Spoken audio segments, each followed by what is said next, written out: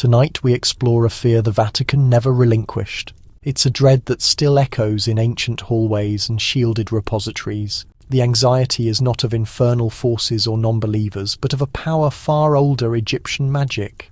Long before the Church emerged, Egypt's temples contained wisdom regarding the spirit, time, and the might of incanted language. They named this force Heka, the essential energy that gives form to all reality. This was not mere belief, it was practiced science. And it produced results. When Christianity expanded, this ancient power was not eradicated. It was integrated, redefined, silenced, yet it persisted.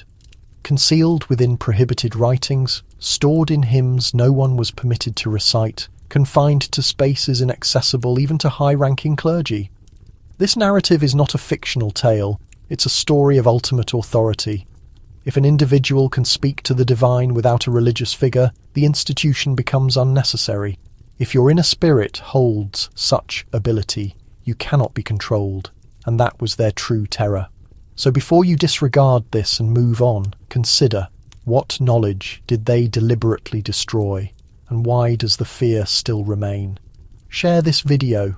Subscribe, because this evening we open the text they tried to vanish. The language within is still potent. It was meant to be sealed away forever. But one afternoon in 1824, a dilapidated wooden container arrived at a museum in France. Incorrectly catalogued, wrongly labelled, completely forgotten.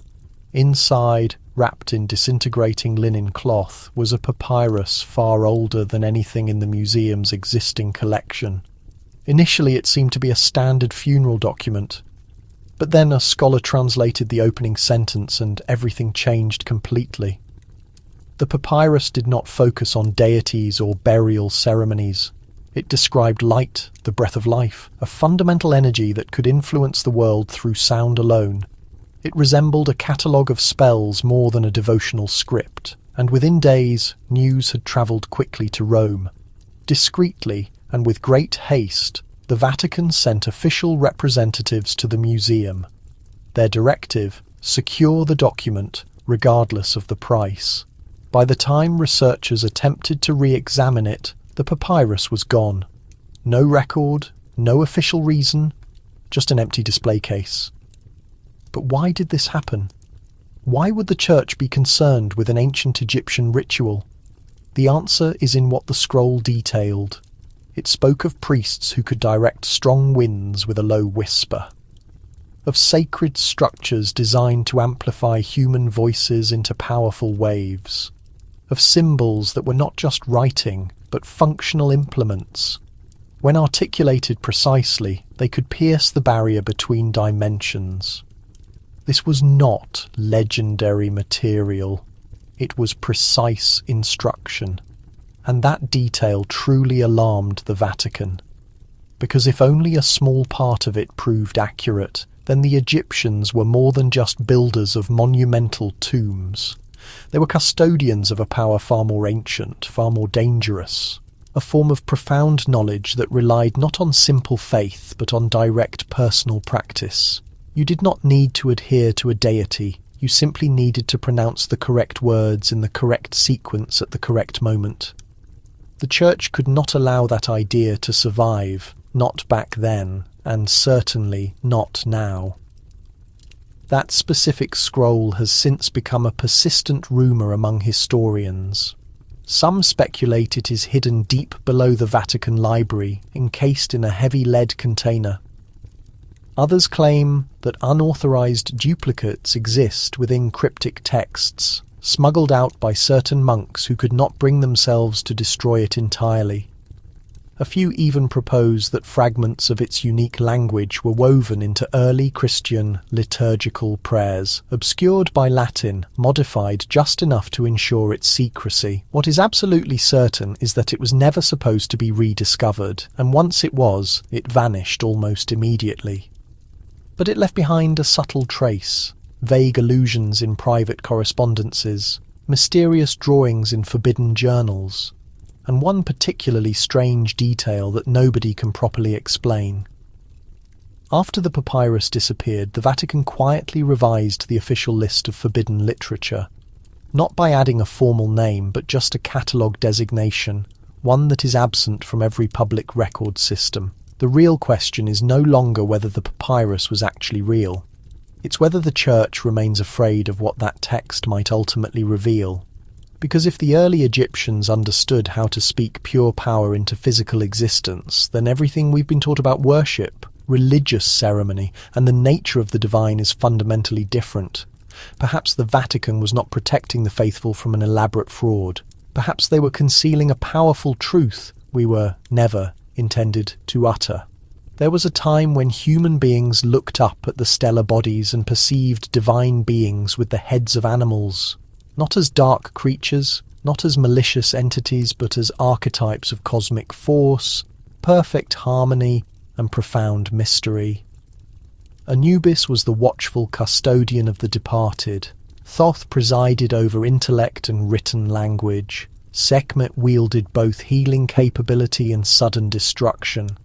These were not inherently evil figures. They were natural forces in balance. They functioned as instructors, guardians, and moral compasses. But that perspective completely shifted when a new belief system began to take hold across the ancient world, and the people promoting it had a vested interest in ensuring no one ever looked backward. As the Christian movement expanded across the Roman Empire, it encountered a powerful spiritual obstacle in Egypt, a civilization where religious practice was not merely a matter of personal belief. It was etched into every structure, every document, every living essence. Egyptian sanctuaries had stood for many thousands of years before the first Christian text was even composed. Their deities were not going to disappear easily. Consequently, the early church leadership made a strategic decision. If they couldn't completely eradicate Egypt's spiritual heritage, they would deliberately distort it. And that is precisely what occurred. Anubis, once the revered silent guardian of the afterlife, was transformed into a dark symbol of infernal forces. His jackal head suddenly was portrayed as grotesque and evil. Set, who personified necessary chaos and deep transformation, was rebranded as the ultimate embodiment of wickedness. Even Thoth, the deity of all knowledge, was marginalized to a shadowy peripheral character in emerging Christian documents. Their stone images were systematically shattered, their houses of worship were converted for new uses, and their true names were systematically replaced with labels like Satan, Lucifer, and the Devil. But this was not simply name-calling or defamation. It was a tactical maneuver. By explicitly categorizing these original deities as demons, the Church supplied the masses with a compelling reason to feel dread toward them. Not to critically examine them, not to try and comprehend them, but simply to fear them utterly. And the strategy worked as intended. Within the span of a few generations, entire mythological histories vanished from public memory. Sacred cultural symbols became dangerous warning signs. Powerful ritualistic phrases were intentionally left untranslated. The powerful gods were buried, but their influence was not truly forgotten, because if you look very closely, their presence is still visible. In detailed, stained glass panels, in very old manuscripts, even tucked away in the least visible areas of major cathedrals. The winged beings, the faces of animals, the watchful, unblinking eyes. They are not authentically Christian figures. They are distant echoes of something far more ancient, something the Church was unable to entirely eliminate. The question remains why they invested such enormous effort in the first place. Perhaps the core issue was institutional authority. Egyptian spiritual science taught that inherent power could originate from within each person, that you could communicate with the divine without the necessity of a religious intermediary, that physical death was not a final termination but a transitional portal. Those concepts were incompatible with the nascent organized system. They fostered too much personal freedom, and personal freedom is incredibly hazardous when your central goal is establishing an empire founded on absolute faith. Therefore, the old gods became terrifying demons, Their rich histories became threats to order, and their accumulated wisdom was walled off behind barriers marked as forbidden, but not forever removed. Currently, academic researchers and curious individuals are unearthing these original stories, translating formerly lost texts and reclaiming the original names that were once subject to terror. And the more fully we understand, the clearer the underlying truth becomes. These ancient gods were never inherently evil. They were simply a serious impediment to a new regime. For many centuries, the stone walls of Egypt communicated through a language that no one could decipher. Sacred temples were covered with bizarre symbols. Burial chambers were filled with engravings of animals, birds, floating eyes, and bright suns. Most people assumed they were simply artistic decorations or some kind of hidden cipher, but the true nature of the symbols was much more dangerous. These graphic symbols were not just visual representations, they were complex language, and the Church was determined that they should remain silent forever. Before any modern scholar had the capability to read hieroglyphs, the Vatican had already designated them a threat. During the Middle Ages, official Church scholars publicly warned that the Egyptian writing system was the actual language of powerful sorcerers, arguing that studying it would inevitably lead to mental collapse. Some even seriously believed that hieroglyphs contained dangerous vocalized spells, and that saying them aloud could forcibly open cosmic passages better left permanently sealed. Consequently, they outright banned the study, quietly, but absolutely. Any scholarly books that attempted to translate the symbols were systematically destroyed. Academics who expressed too much intellectual curiosity were immediately excommunicated from the Church. Libraries that kept Egyptian historical texts were mysteriously destroyed by fire. But the real underlying reason for this deep fear was not the presence of magic. It was the potential for historical memory. Hieroglyphs provided a complete recorded history that significantly contradicted the timeline of the Bible. They told stories of powerful gods arriving from the stars, of a time preceding the flood narrative, of whole civilizations existing thousands of years before the traditional figures of Adam and Eve. The Church could not possibly permit those conflicting ideas to enter widespread circulation. If hieroglyphs were ever successfully translated, it would call into question the entire established narrative, so they worked hard to ensure that no one could even attempt the translation. For generation after generation, the symbols were treated as the script of a dead civilization from a lost, unimportant world, until a young French intellectual named Jean-François Champollion made the crucial decision not to accept that official verdict. In 1822, following years of intense dedication, he successfully deciphered the unique code. Utilizing the famous Rosetta Stone, he realized that hieroglyphs were not simply visual symbols, they were phonetic units, a fully developed written communication system. And once he began to read them, the deep past began to communicate. And what the texts revealed was profoundly shocking to everyone. The documents described incredibly advanced astronomy, highly precise celestial calendars, complex rituals dating back further than the Great Flood, and powerful incantations for defense, for physical healing, and for intentional travel beyond the confines of the physical body. These were not a primitive group of people. They were advanced researchers, dedicated mystics, meticulous timekeepers, the custodians of a continuous history that radically predated every Western religious scripture.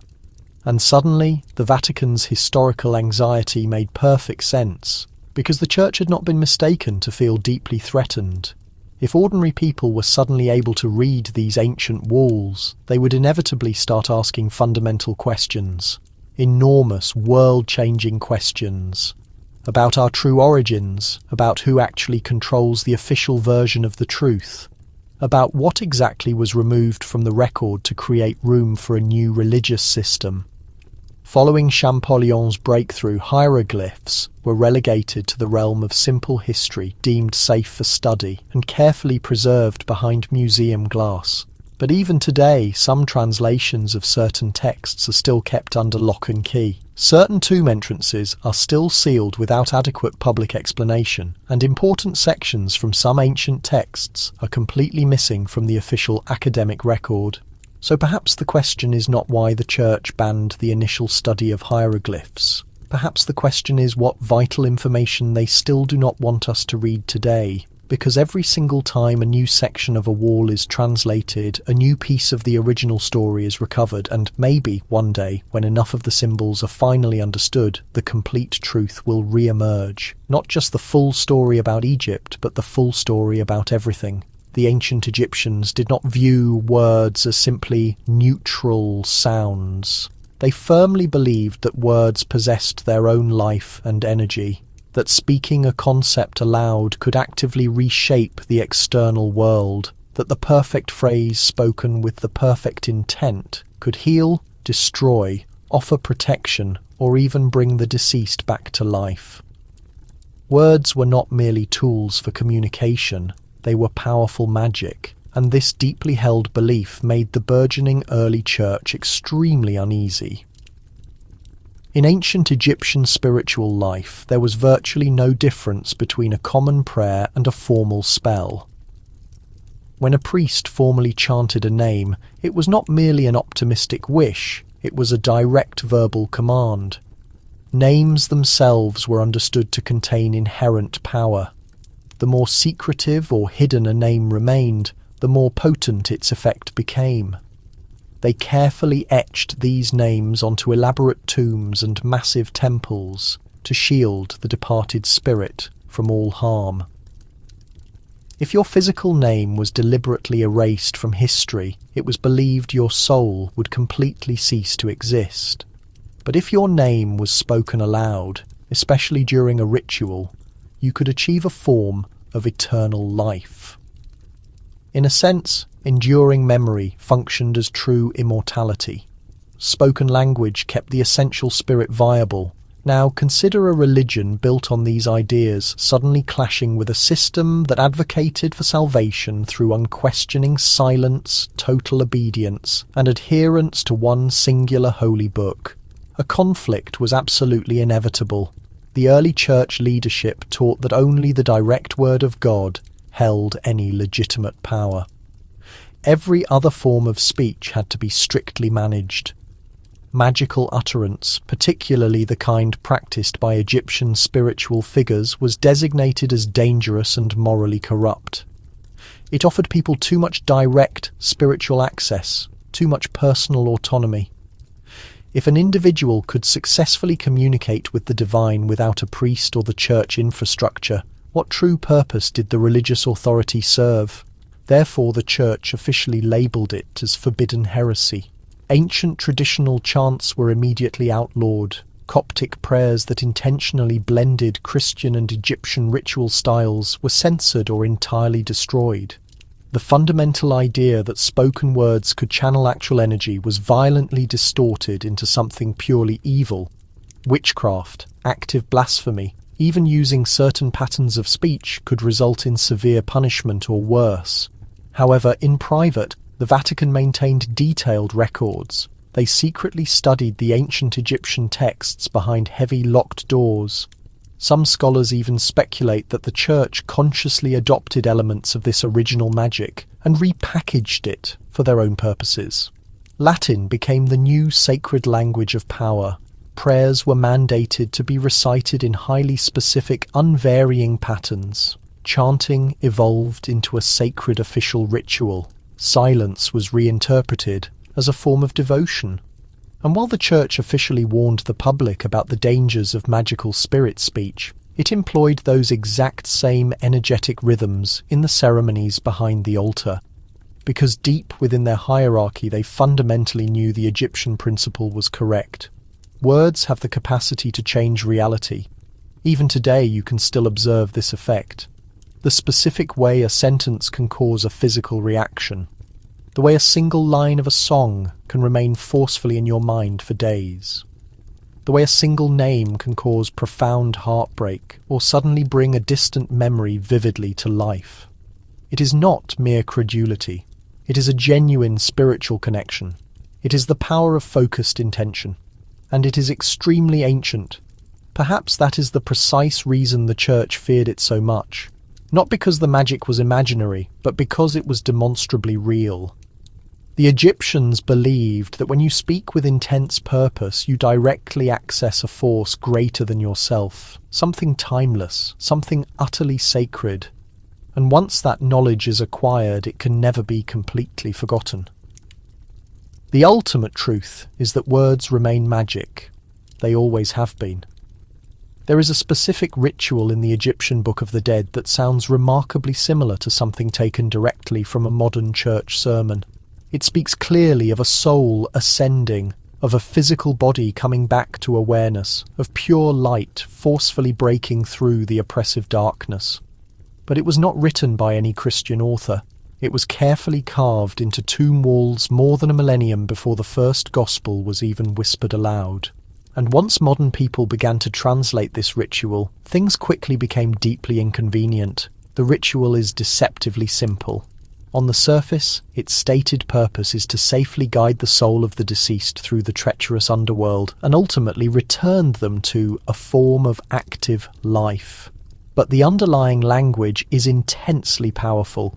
They speak of being born again, of passing across a major threshold of moral judgment, of standing directly before a divine cosmic authority that weighs your physical heart against the standard of truth. And if you are successful, you physically rise. Not simply as a spiritual concept, but physically and tangibly. Your earthly body is restored, your breath returns, your given name is called, and you live once more in the eternal cosmic fields. Does that sound familiar? To the academic scholars who first encountered the translation, it felt like an uncanny repetition. The striking similarities to the earliest Christian resurrection narratives were simply too powerful to completely ignore. But this observation raised an extremely troubling question. How could Egyptian priests have described the core concept of the resurrection of the dead in such specific detail long before the Christian era had even begun? The Church lacked a coherent, acceptable response. So for an extended period, they simply avoided the issue entirely. Official translations of the Book of the Dead were significantly restricted. Certain key pages were intentionally excluded from published editions. Museums discreetly placed fragments that explicitly referred to rebirth or eternal physical life into sealed storage. And the specific resurrection ritual, now academically designated as Spell 168, became something mentioned only in quiet, unofficial discussion. But eventually, the full scope of the truth gradually emerged. It became unequivocally clear that Egypt possessed its own complete version of a day of judgment. That Osiris, the pivotal god who was killed and then returned to life, shared more than just a few characteristic traits with another globally recognized figure. That even the shared imagery of crossing a flowing river, of being symbolically washed clean, and of entering an overwhelming eternal light, all had indisputable ancient Egyptian origins. The concept of physical resurrection was not originally conceived in a cave outside Jerusalem. It was carefully etched into the solid stone along the banks of the Nile River, and that realization made certain people profoundly uncomfortable.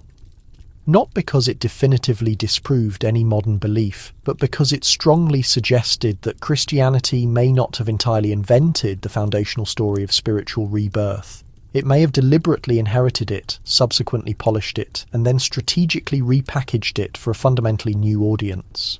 But the central idea was already firmly in place, having matured over many centuries within the confines of temple walls and ancient funerary texts. The Church could not formally ban the monumental Book of the Dead entirely, but it could certainly minimize its importance, reclassify it as merely myth, and pretend that its contents were all simple metaphor. And for a period, that carefully managed perception was successful.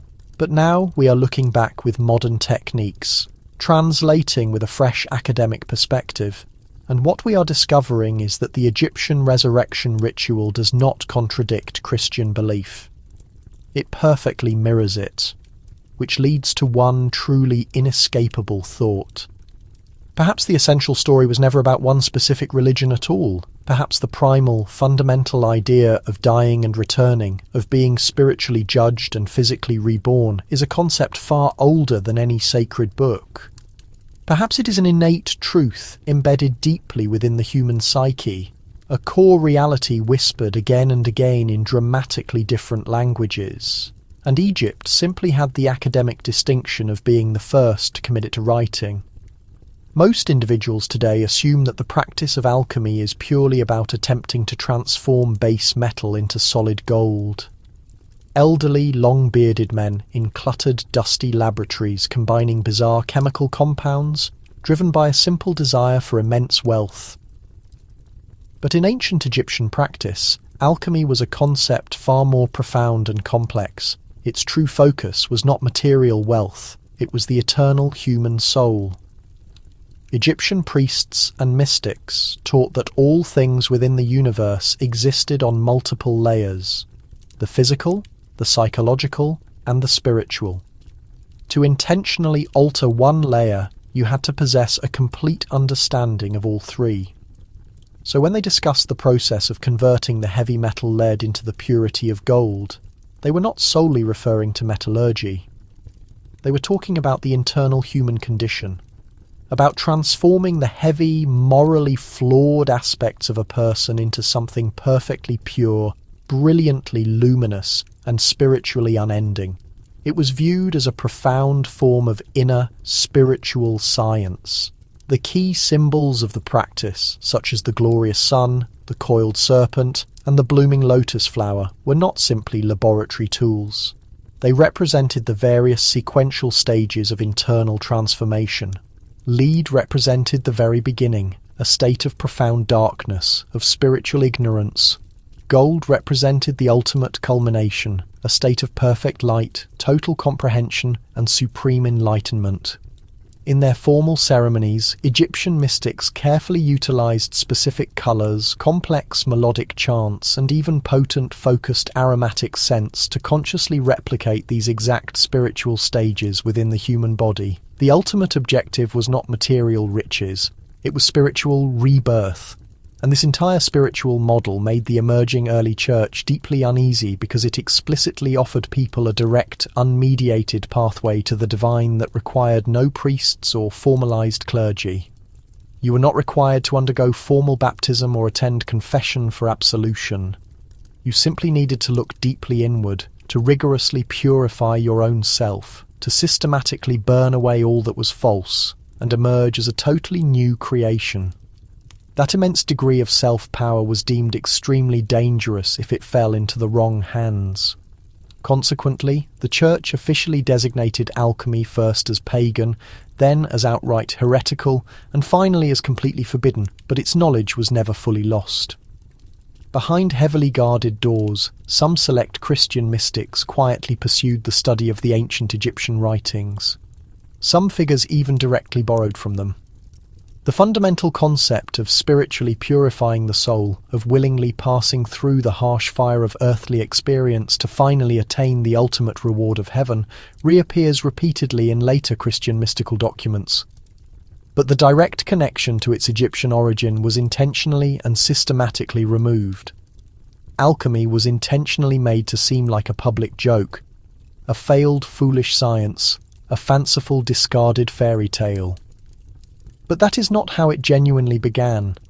In fact, the actual word alchemy originates from the ancient Egyptian term chem, which literally translates as black earth, referencing the rich, fertile soil of the Nile River Delta, the very place where new life continuously begins. The ancient Greeks added the prefix al when they adopted the knowledge, which was subsequently transmitted through the vast Islamic world. By the time this knowledge finally reached medieval Europe, the original profound meaning was almost entirely lost to the public. But the core secrets were still preserved, meticulously concealed within cryptic symbols, deliberately obscured by complex code. Some modern researchers believe the final ultimate purpose of Egyptian alchemy was not just the metaphorical transformation of the soul, but the literal activation of a dormant, powerful spark inside the human body that could forcefully awaken higher, latent senses. It aimed for vision that transcended the ordinary, a personal energy so potent it could subtly influence and bend surrounding reality. And if that description sounds very much like advanced magic, perhaps that is the true hidden point. Perhaps the greatest spiritual treasure Egypt offered the world was not a material fortune. It was a precise, repeatable process, a detailed map, a reliable path back to the complete spiritual self. So the next time you hear about alchemists single-mindedly searching for gold, remember their ultimate pursuit was not material wealth. They were dedicated to chasing inner light. They were devoted to uncovering genuine truth. And the church was not fundamentally afraid they would succeed in achieving great material riches. They were deeply afraid that they would truly succeed in fully awakening. Imagine yourself standing quietly in a tomb illuminated only by flickering candlelight, surrounded entirely by ancient, powerful wall symbols. A high priest solemnly leans over the mummified remains of a person who was once incredibly influential. In his ritually clean hand, he holds a specialized tool carefully carved from sacred stone. He raises the instrument deliberately and gently touches the lips of the deceased, not as an act of sorrowful mourning, but as an intentional act of resurrection. This was the opening of the mouth ceremony, one of the most sacred and crucial rites in ancient Egypt, and simultaneously one of the most profoundly feared by the Church. The Egyptians firmly believed that physical death was not a final end point, it was merely a necessary transition. But to successfully navigate this transition, the spirit required its full senses, its eyes to perceive, its ears to listen, and critically, its mouth to articulate. Without the capacity for sacred speech, the soul was considered permanently lost. It could not declare its own name. It could not defend itself during the judgment in the afterlife. It could not call out to the powerful gods for assistance. Therefore, the specialized priests performed this extremely powerful rite. They painstakingly restored the effective voice of the deceased. This was not considered a metaphor. They believed with absolute certainty that the ritual was literally and functionally effective. The rite involved prolonged chants, specific use of powerful incense, unique ritual instruments, and the recitation of sacred texts. The entire process could take many hours, sometimes even spanning multiple days. The preserved body was treated with the deep reverence owed to a sleeping deity. The mouth was physically opened with extreme precision, and the final critical words spoken during the entire rite were not simply prayers of supplication, they were direct, forceful commands: rise, speak, remember. To the Egyptian faithful, this was an ultimate act of deep compassion, unconditional love, and powerful magic. But to the Vatican, it represented something altogether different and terrifying. When the first early Christian scholars encountered the detailed descriptions of the opening of the mouth, they reacted with immediate panic. The idea that speech could be restored after death sounded exactly like literal necromancy. Communicating directly with the dead was considered a major, unforgivable sin under the Church's strict doctrine. Only God was deemed worthy to possess and wield power over life and the ultimate transition of death. And yet, here was a detailed ritual thousands of years old, explicitly claiming to do exactly that. So, they officially declared it to be satanic. They widely proclaimed that the Egyptian priests were actively summoning demonic forces, that the entire ritual was a gateway leading straight to the underworld, that it served as irrefutable proof that the Egyptians worshipped false, evil gods. The Vatican immediately banned all published translations of the ritual. Any European academic who dared to study its details risked immediate exile. Some of the earliest Egyptologists were even formally accused of heresy simply for writing about the subject, and in public religious sermons, the ritual was consistently held up as the quintessential example of dangerous pagan darkness. But was that truly the underlying reason for the intense opposition? or was there a deeper, more fundamental concern? Because if the Egyptians genuinely possessed the power to restore a voice, even if only in a profound symbolic sense, it implicitly meant they possessed vital knowledge. Knowledge about the mysterious boundaries of life, the nature of memory, and the true composition of the soul. And that knowledge did not originate from official Christian theology. It came from a different source, a place far older, a wisdom the Church could not possibly control. That is precisely what made it such a fundamental danger, not because the ritual was intrinsically evil, but because it appeared to effectively work. Today, we understand that the opening of the mouth ritual was an integral part of a much larger spiritual science. A ritualistic way to aid the soul in its passage, a powerful method for keeping the cultural past and memory vitally alive through the force of the spoken word.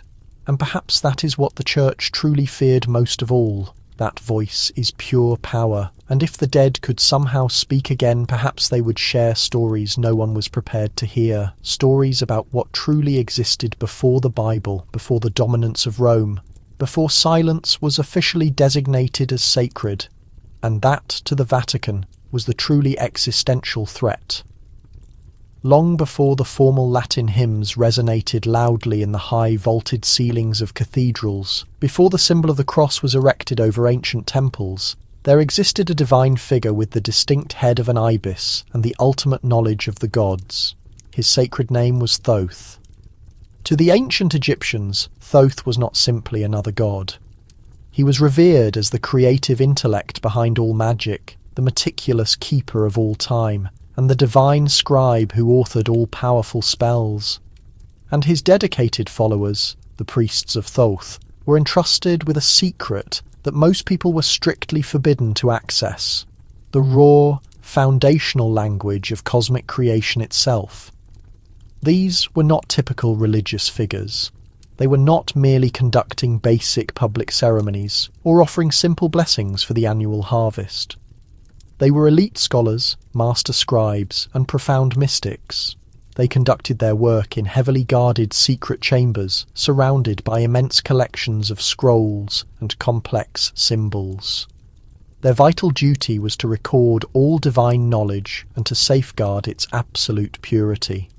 They believed firmly that words possessed the capacity to literally shape physical reality, that writing down a concept in the precise way could bend the accepted laws of nature. And for many centuries, they diligently transmitted that unique knowledge from one generation to the next, carefully concealed beneath layers of complex symbolism, profound poetry, and melodic chants. But then, a new religious system emerged, one that demonstrated an extreme aversion to any form of spiritual competition. As Christianity rapidly gained prominence, the Church systematically began to eliminate anything that hinted at rival powers, and the accumulated spells of Thoth were filled with them. Complex incantations designed to summon back the spirits of the dead, detailed cosmic maps that accurately predicted major events centuries into the future, precise ritual formulas that claimed to unlock prophetic visions and awaken latent, hidden faculties of the human mind. To the centralized church authority, all of this was categorized simply as sorcery, forbidden heresy, a direct and fundamental threat to the exclusive authority of one singular holy book. Consequently, the mass purging commenced. Scrolls were ruthlessly burned in public. Ancient temples were systematically demolished. The very names of Thoth's faithful priests were scraped and hammered off of tomb walls. The Church officially labelled them all as mere servants of darkness. Some of the earliest official Christian writers even controversially claimed that Thoth himself was nothing more than a powerful demon in an elaborate disguise. But fortunately, not every piece of knowledge was entirely lost. Some of the most prescient priests foresaw the impending danger. They cleverly disguised their most important teachings in the Greek language. They carefully buried original texts in remote, dry desert caves, and they passed along the most vital secrets in whispered, complex riddles. Portions of their hidden wisdom gradually seeped into the writings of later Pharisee mystics, Greek philosophers, and various esoteric figures. Some even suggest that early European alchemists were unknowingly utilizing fragments of Thoth's foundational teachings without ever knowing their true source. His profound influence never completely vanished. It simply retreated far underground. And the Vatican hierarchy was fully aware of this lingering presence. In secure, secret libraries located beneath the major city of Rome, tightly sealed behind immense iron doors, are preserved documents that mention Thoth by his original name. Spells carefully written in ancient Coptic language. Star charts that completely fail to align with any modern astronomical system. Pages so incredibly fragile with age that they crumble into dust when handled. The Church did not ultimately destroy every single piece of evidence. Some items they intentionally kept, perhaps for the purposes of internal study, perhaps to strictly control, but absolutely not with the intent to ever publicly share. Because here is the powerful truth that no one is willing to openly acknowledge. The priests of Thoth held the unshakable belief that all knowledge was divine, that the act of learning was in itself a form of pure worship, that genuine curiosity could lead you closer to the powerful gods. And the Church deeply feared that core tenet, because if ordinary people could discover profound truth entirely on their own, what actual need would they have for religious intermediaries? Therefore, the devoted priests of Thoth were purposefully eliminated from the official version of history, not because their teachings were factually incorrect, but simply because they remembered far too much. Look up at the vast night sky tonight. To us, it appears as nothing more than distant stars, massive, distant suns, randomly scattered points of light in the overwhelming darkness. But to the ancient Egyptians, it was a precise map, a living, active code. They did not simply observe the stars, they meticulously listened to them. They believed the entire cosmos communicated through predictable cyclical patterns. And one of the most ancient and potent symbols within that grand cosmic language was the enduring serpent. In traditional Egyptian temples, you will find intricate carvings of snakes etched into the ceilings, appearing to slither across the sky. Positioned alongside depictions of constellations and individual planets, these were not simply decorative images. They were complex, functional instructions. The serpent motif represented the essential flow of energy, the continuous process of transformation. It was the symbolic link between various worlds, between life and death, earth and sky, the physical and the purely spiritual. And when intentionally combined with the light of specific stars, that symbolic snake became a working tool.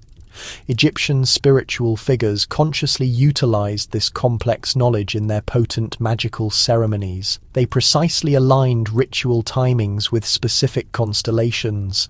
They softly whispered the original names of stars during effective healing incantations. They deliberately constructed temples to perfectly mirror the complex layout of the heavens. Certain secluded chambers were precisely designed so that once every year, during a moment of profound celestial alignment, a single pure beam of starlight would fall exactly onto a sacred statue or ritual altar. That precise moment was not merely symbolic, it was a conduit for raw power. The celestial bodies were literally charging the religious ritual, and the centralized church strongly disapproved of this idea. You see, early Christian doctrine taught that God was fundamentally separate from the stars themselves, that the reverence of the heavens was dangerous paganism, morally corrupt, and highly blasphemous. Therefore, any and all Egyptian texts that openly discussed the practice of astrology, precise cosmic timing, or serpent symbols were either forcefully hidden or actively destroyed. Detailed star maps were formally declared heretical documents, and the original serpent magic was immediately renamed. Serpent worship was twisted into something fundamentally evil. But the absolute truth is, the Egyptian serpent and star rituals were never about literally worshipping snakes or bowing down before the planets. They were sophisticated methods of purposeful tuning in. The priests believed the entire universe was a conscious, living entity, that everything moved according to a deliberate, unified plan, and that by actively comprehending those complex universal patterns, a person could align their own self with something vastly greater, achieve faster healing, attain clearer psychological insight, and even forcefully unlock latent, hidden spiritual parts of the soul. And that entire concept, that ordinary human beings could directly access divine power without institutional permission, was utterly terrifying to a new church structure that craved total control. So the Vatican hierarchy eliminated it, or made a determined attempt to do so, but fragments of the knowledge persisted. Some of the very earliest, most important Christian symbols secretly incorporated this older knowledge. The serpent symbol on the cross, the familiar halo of stars surrounding the figure of Mary. Even the specific, deliberate timing of major Christian holidays such as Christmas being aligned with ancient solstice patterns shows clear evidence of the old star rites hidden in plain sight within the modern faith. Today, modern scientists are actively confirming that ancient Egyptian astronomy was remarkably advanced for its time. They tracked the star Sirius with such astonishing accuracy that it continues to baffle current researchers. They built entire calendar systems based on precise celestial cycles. But what they did not commit to stone or papyrus, what they only transmitted directly from priest to priest through private, sacred ritual, was how those star alignments actually made them feel. What transcendent experiences they reported during those brief moments of perfect cosmic alignment. What deeper fears they felt. What powerful forces they consciously awakened. Maybe some of it was strictly symbolic. Maybe some of it was literal, demonstrable truth. But one fact is undeniably certain. The ancient Egyptians were not merely observing the stars above them. They were actively communicating with them. And the Vatican, quietly sitting beneath its own ornate dome of painted skies, is still not fully prepared to admit exactly how much those long silent voices once revealed. Open any Bible and carefully read the foundational stories. A small infant concealed in a woven basket, a powerful God figure who dies and subsequently returns from the grave, water miraculously transformed into thick blood, terrifying plagues of overwhelming darkness. These are events that we automatically categorize as exclusively biblical in origin. But if you investigate far enough back, past the later Latin, past the original Greek, past even the earliest Hebrew manuscripts, you will consistently encounter something entirely unexpected. You will repeatedly find Egypt. Long before the core texts of the Bible were ever formally written down, ancient Egyptian myths were already being widely circulated, stories focused on gods who literally walked the earth, on powerful divine births and world-changing cosmic floods, on magical words that possessed the capacity to shape the entire world. These were not mere imaginative stories to them. They were profound historical memory, accurate history, and spiritual instruction. And for many millennia, these essential stories were faithfully recorded on various scrolls, not just permanently carved into tomb walls or massive temple pillars, but carefully preserved in delicate books written on fragile papyrus, kept safe inside libraries that the outside world rarely, if ever, saw. Then something fundamental changed in the world. As early Christian doctrine took hold, it began to incorporate elements from ancient traditions. Some were integrated directly, others were simply given new names. A few were altered so thoroughly that you would never guess their origins unless you knew exactly what clues to look for. But the evidence remains. Consider, for instance, the myth of Horus. He is conceived by the goddess Isis after she meticulously gathers the scattered remains of her murdered husband, Osiris. He is a child born of a miracle, watched over by divine powers. He matures into a warrior who confronts chaos and re-establishes balance. This specific narrative existed over a millennium before the New Testament Gospels were ever recorded. Yet the core sequence is strikingly familiar, perhaps too familiar. Or think about Moses, raised in the royal courts of Egypt, challenging pharaohs, wielding a staff that transforms into a snake and divides the sea. These are not just random literary devices. They are the unmistakable markings, the subtle echoes of Egyptian occult practices and folklore, subtly recast for an entirely new spiritual community. This process was more than simple appropriation. It was a profound transformation. Egyptian philosophies were not copied verbatim. They were carefully interwoven into the fabric of a nascent faith, becoming essential to its architectural foundation. And as the Christian Bible gained undisputed authority, the old myths had to recede into the shadows, quietly and carefully, to prevent scrutiny. The Church actively discouraged people from comparing the writings. They didn't want scholars pointing out that the structure of the Ten Commandments resembled the Egyptian Book of the Dead, or that the theological concept of a final judgment had already been detailed in the Hall of Mart, where a deceased person's heart was weighed against the feather of truth. Consequently, Egypt was depicted as a nation of pagan statues, of false deities, a place of lost souls. Its ancient scrolls were branded as heresy, its narratives twisted into moral warnings. And yet the underlying essence persisted.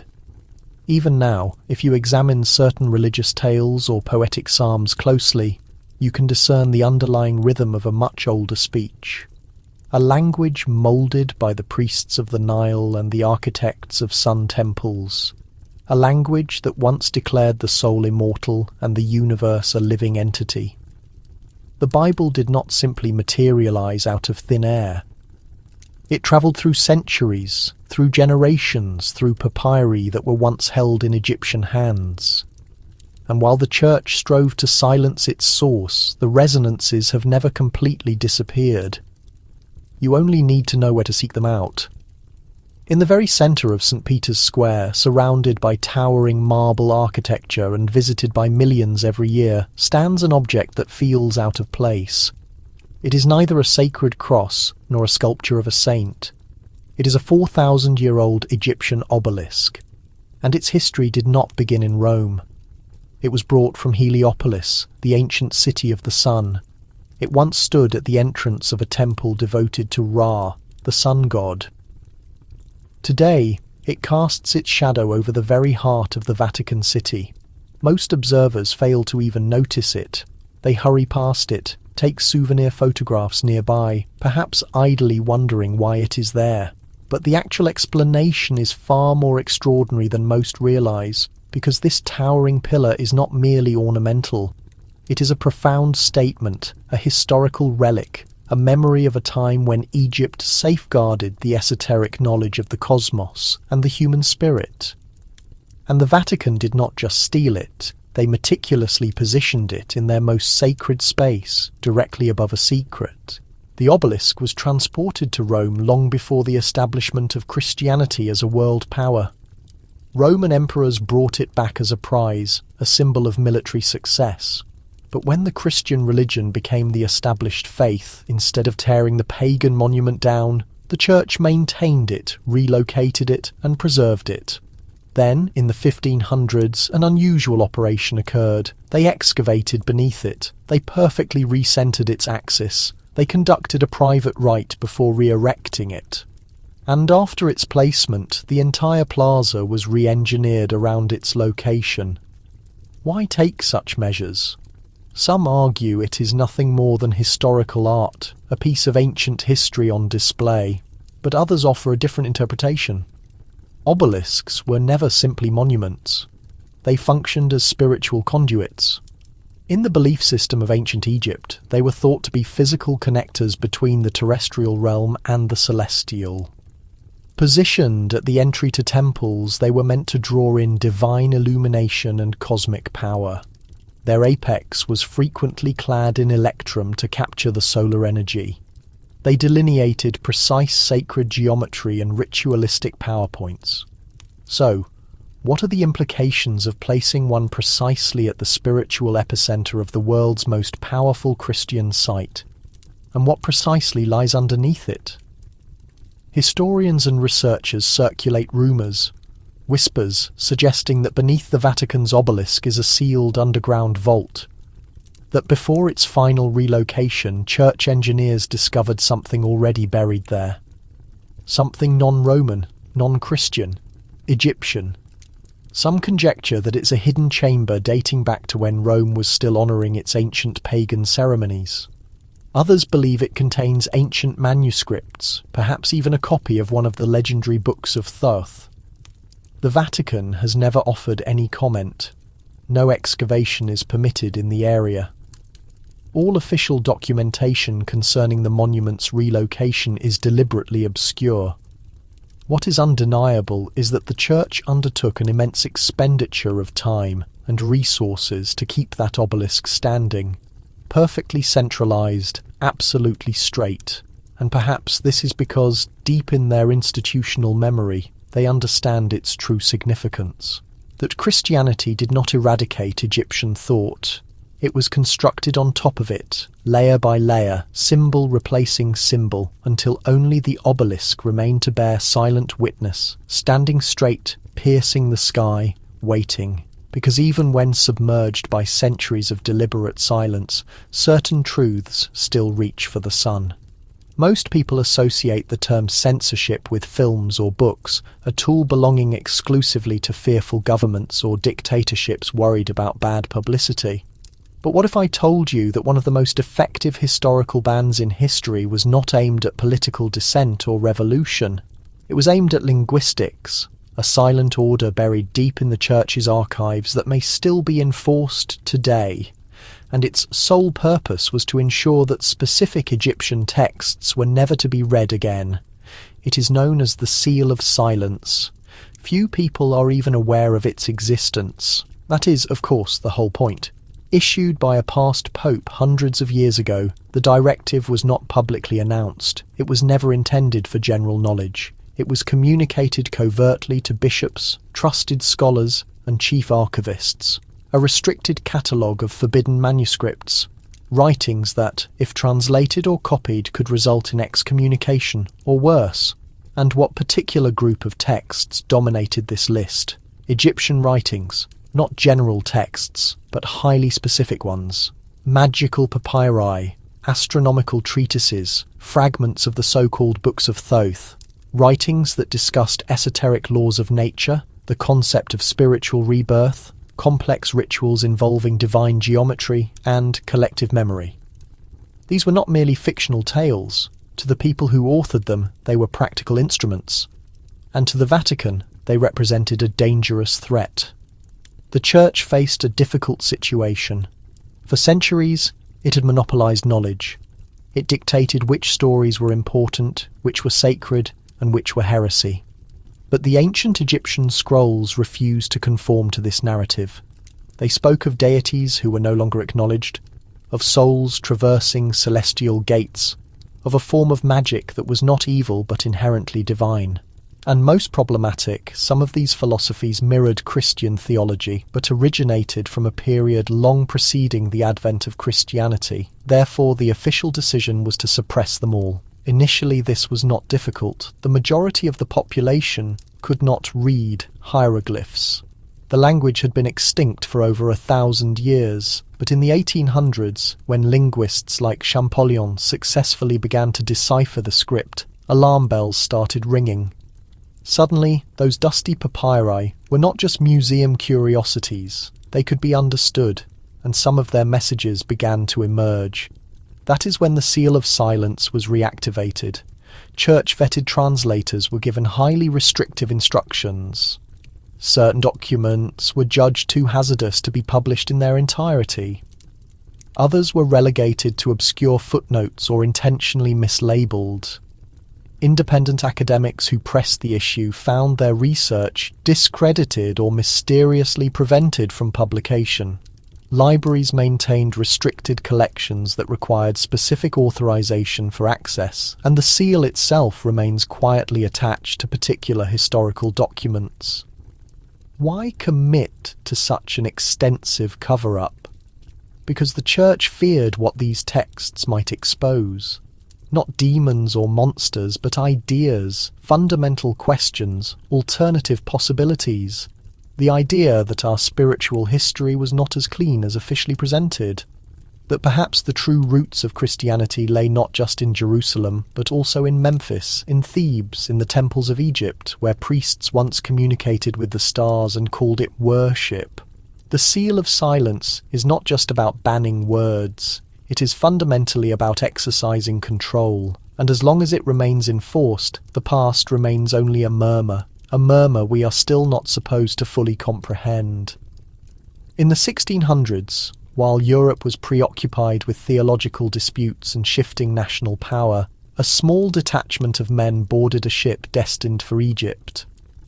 They wore modest clerical clothing, carried simple crucifixes, and spoke in low voices. Publicly, they were missionaries, but their real objective was not conversion. It was to retrieve something interred beneath the desert sands, something the church had been monitoring for centuries. These individuals were members of the Jesuit order, and this was the expedition that was never meant to be publicly discussed.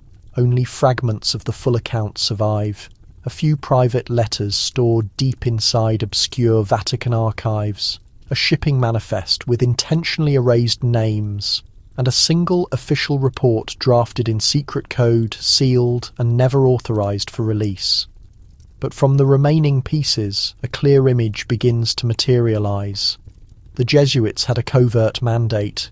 They were not traveling to the famed pyramids or established tourist destinations.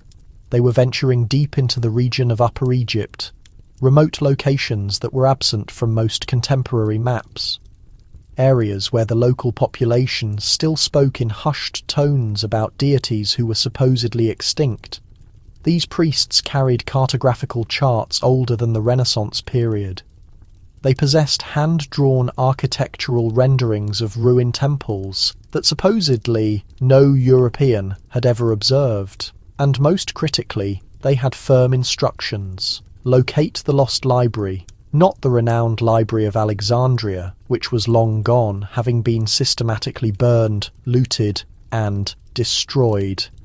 But legend claimed that before its destruction, certain crucial texts had been covertly removed, carried by priests into the remote desert, and concealed in subterranean chambers guarded by esoteric symbols and complex riddles.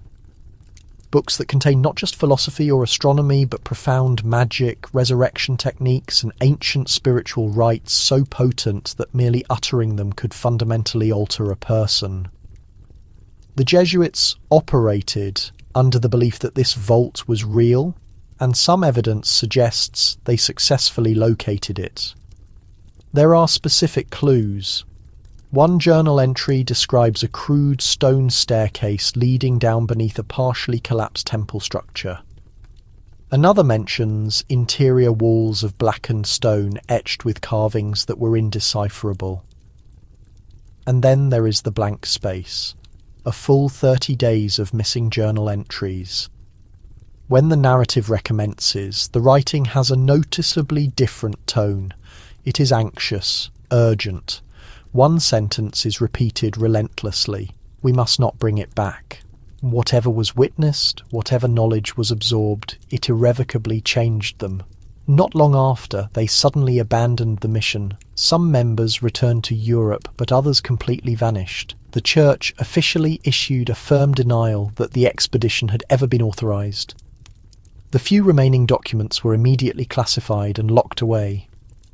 When subsequent scholars attempted to retrace the journey, they were met with absolute dead ends. Destroyed records, missing maps, names completely removed from rosters. Why such an exhaustive effort? Because the Jesuits had encountered something the Vatican could not control. Knowledge that refused to conform to established religious dogma. Symbols that mirrored divine imagery found in early Christian writings. Ceremonial spells that bore a striking resemblance to recognized religious sacraments. A complete framework for the human soul that required no intermediary church. Therefore, the entire expedition was systematically erased, not forgotten by the few who knew, simply hidden away. But occasionally, an obscure letter will surface. A coded map will appear in an art auction, a strange symbol will be noticed in a Jesuit seminary, and the questions inevitably resurface. What exactly did they discover out there, and why is the absolute silence surrounding it louder than any official decree? Tucked away in one of the most obscure sections of the Vatican library resides a strange scroll that does not seem to belong there. It is not a Christian Bible. It is not written in Latin, and its existence is officially denied. It is drawn on fragile, sun-faded parchment, covered in symbols that few modern scholars can fully decipher. But what makes it so peculiar is not just the content itself, it is the information it omits. This map depicts Egypt, but not the Egypt familiar to us. Not the Egypt you can view on any contemporary mapping software. This is a map of ancient temple sites that do not appear on any modern archaeological survey, and the central question is, why does the Church possess it? The scroll first came to the public light in the 1800s, discovered concealed within a sealed Jesuit archive. It was found alongside a personal journal written in a difficult cipher combining both Coptic and Latin dialects. Most experts initially dismissed it as a fascinating forgery, a mere curiosity, but one individual, a monk who specialised in the forgotten art of ancient cartography, began a meticulous study of the document. What he uncovered sent alarming ripples through the Church's internal hierarchy. The initial geographic reference points were recognisable. The Nile River, the Valley of the Kings. Even the famous pyramids, although they were rendered at a significantly smaller scale than expected.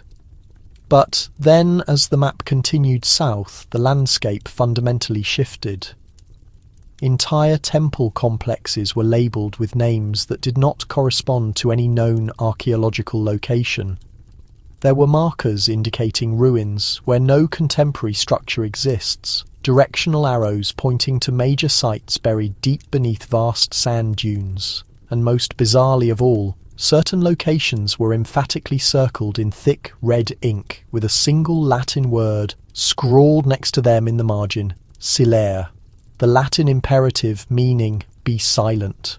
Why would the Church secretly maintain a map of this nature? One compelling theory suggests that these were not just ordinary temples. They were sacred sanctuaries, places where ancient Egyptian priests carried out religious rituals so highly guarded that even the ruling pharaohs never spoke of them publicly. These were not recreational tourist destinations or burial chambers. They were deliberately constructed repositories for precious scrolls, for advanced knowledge, for arcane spells dealing with the precise movement of the stars and the spiritual design of the human soul. Exactly the kind of content early Christian scholars would have officially condemned as dangerous. The red circles on the map seem to substantiate this idea. Every circled site corresponds with an ancient mythological tale or an existing fragment of forbidden religious text. A rumoured temple of polished mirrors said to flawlessly reflect absolute divine truth. A subterranean hall that purportedly housed the perfectly preserved body of a divine god king who never experienced a natural death. A sacred sanctuary said to have been architecturally formed using powerful sound vibration, not cut stone. When modern archaeological teams later attempted to visit some of the documented locations, they found absolutely nothing. Empty, desolate desert, flat ground. But this lack of physical evidence did not stop the circulating rumours. Advanced satellite imaging later revealed unusual geometric patterns beneath the desert's surface. Foundation outlines, complex grid shapes, structures far too precise to be naturally occurring formations. But when official permission was sought to conduct a full excavation, every door closed. The Egyptian authorities denied full access. Vatican scholars offered no assistance, and the map itself? It completely disappeared, reabsorbed back into the deep archives, except that unauthorized copies had been made. Quietly.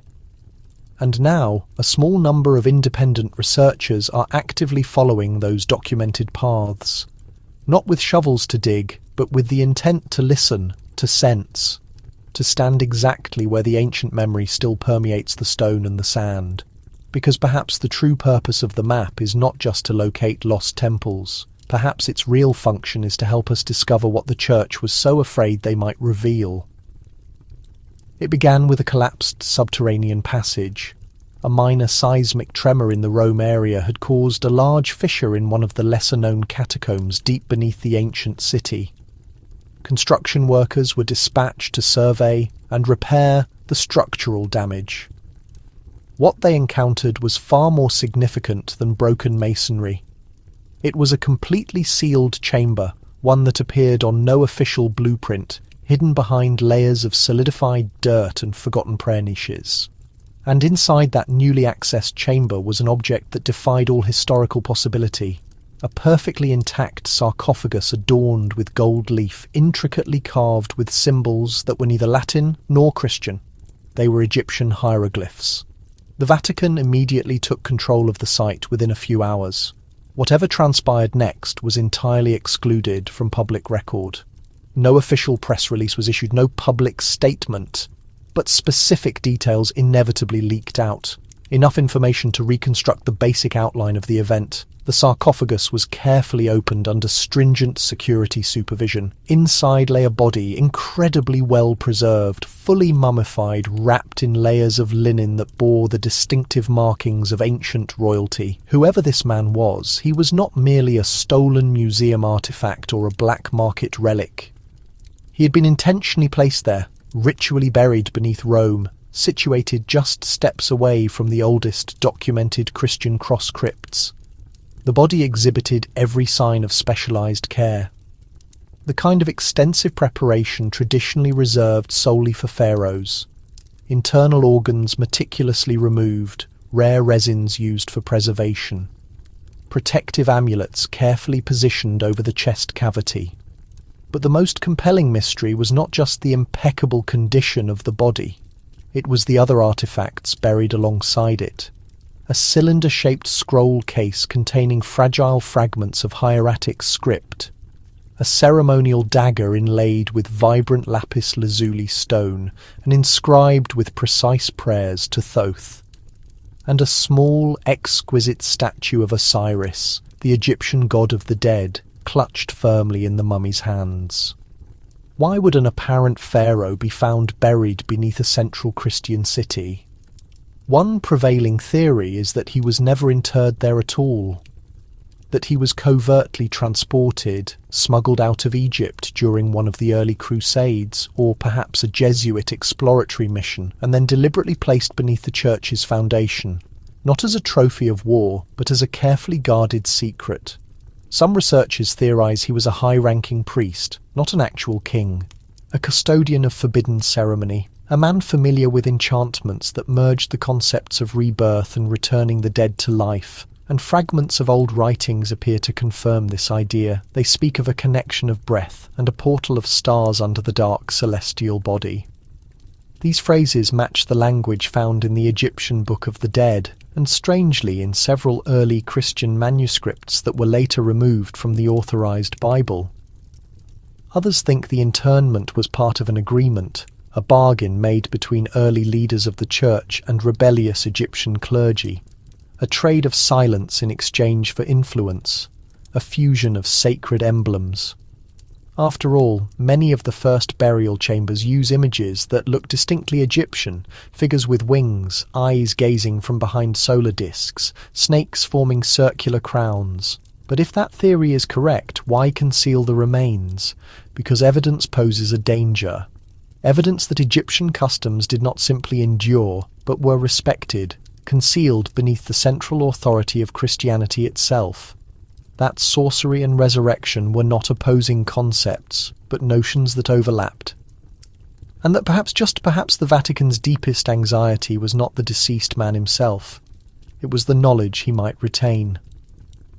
In dusty monastic halls lit by flickering candles, monks painstakingly copied holy text by hand. Hour upon hour, word after word, every single letter had to be without error. One small slip meant the whole page had to be redone. Most imagine these monks as serene, obedient men, merely safeguarding the word of God. But some of them were doing something quite different. Concealed within the lines of Psalms and Gospels, they were inserting magical formulas. Symbols, restricted names, not on the main surface, but in the borders, using invisible pigment, in secret code. They were crafting 2 volumes simultaneously. Scholars refer to these as marginalia. Small annotations scribbled along the edges of the parchments. Most were harmless, a clarifying translation, a quick note, but a handful were unsettling. They referenced Egyptian deities by their names. They outlined rituals for summoning heavenly beings. They hinted at esoteric knowledge transmitted from the temples dedicated to Thoth. One margin even contained a charm from the Egyptian Book of the Dead, rephrased using the vocabulary of Christianity. The supplication appeared to be directed toward Jesus, but the underlying structure and iconography matched a far older rite. Why would religious scholars do this? Because not all of them agreed with the institutional church. Some had received instruction in places like Alexandria. Some had access to ancient texts before their destruction by fire. They believed knowledge was sacrosanct, regardless of its origin, and when given the order to eradicate it, they elected to hide it instead. They disguised Egyptian spells as Christian prayers. They embedded mystical directives inside verses from the Bible. They encoded the names of old gods within Latin acronyms. On the face of it, everything looked pious, but between the characters, secrets waited patiently. A manuscript from the 9th century includes a prayer to the light bringer who traverses 12 gates. That phrase is absent from the Bible, yet it does show up in Egyptian funeral literature. Another ancient writing contains a drawing that resembles a Christian geometric pattern, but it is in fact an astral chart based on the motion of Sirius and Orion, 2 of the most significant emblems in ancient Egyptian celestial science. Some monks even employed specialized invisible inks. The methods for creating it were passed down in hushed tones: citrus juice, acidic wine, occasionally blood. The words could only be made visible with the application of heat. Others utilized reversed script or encrypted alphabets. To the average reader, the page seemed innocuous, but to the initiated eye, it was a repository of forgotten lore. The church eventually became aware of this activity. Specific volumes were confiscated. Monasteries were subjected to sudden searches. Monks accused of non-conformity were silenced. Some were executed by fire. Others simply disappeared without a trace. The remaining ancient documents were either secreted away in heavy vaults or obliterated entirely. But not every single one. A few managed to endure. Smuggled out, handed down through generations, now residing in private collections and university repositories, waiting for someone who possesses the skill to read beneath the surface writing. Because within those borders lies a different kind of human history, one the church desperately hoped would fade away. A history where magical practice and spiritual devotion were not in opposition, where the very hands that glorified Christ also quietly spoke enchantments to the celestial bodies, and where the act of silence was not a sign of unawareness, it was an act of protection. Most people have never encountered the Index Librorum Prohibitorum. It sounds like something from fiction, but it was absolutely real. It constituted the church's sanctioned inventory of forbidden reading material, pages you were prohibited from studying, concepts you were not permitted to contemplate. For over 400 years, this register was kept current, expanded upon, and quietly enforced across the world. And buried within its pages were Egyptian documents, ancient scrolls, transcribed spells, handwritten records that had survived intense heat and desert sands, only to be suppressed by black ink and prohibition. Some of these materials had no link whatsoever to dark entities. They were not curses or malignant ceremonies. They were acts of reverence toward the solar orb, instructions for spiritual healing. Charts of the next life composed millennia before the Christian Bible. But the church perceived not wisdom. They saw a rival authority. These books did not support the Christian chronology. They did not convey the narrative the Vatican wished to propagate. So, they were added to the list of banned items. One of the most legendary was the Book of Thoth, a compilation of mystical teachings rumoured to unlock the language of the divine. It was not merely prohibited, it was relentlessly sought after. Copies were located and destroyed. Even allusions to it in other written works were redacted. But small portions survived, secreted in the lowest levels of museums, transported covertly into personal libraries, inscribed in ancient scripts that only a chosen few could decipher. And on every surviving reproduction, a warning was inscribed: do not translate it, do not share its contents, do not wake its power. Another prohibited work was the ritual of coming forth into light. Today we know it as the Book of the Dead.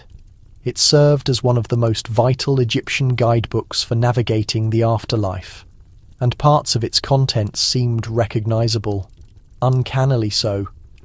It detailed the concept of final judgment, the ritual weighing of the spirit's heart, a soul standing before a council of divine adjudicators.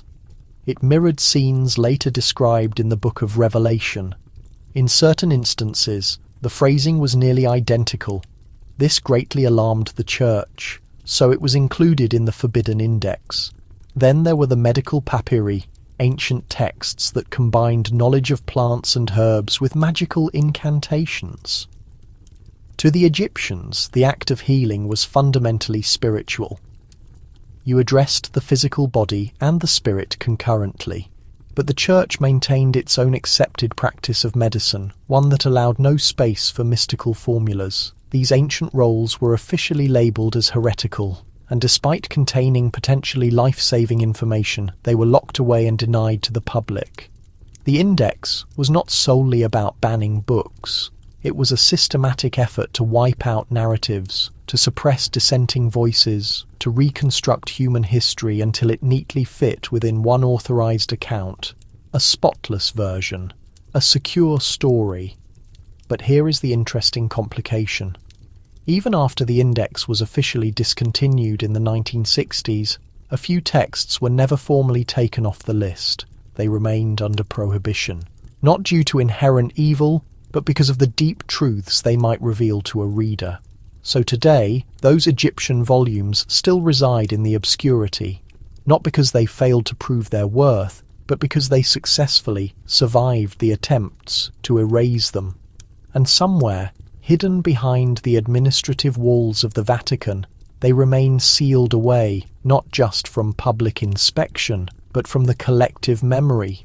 Because once you actually read their words, the established historical account shifts entirely.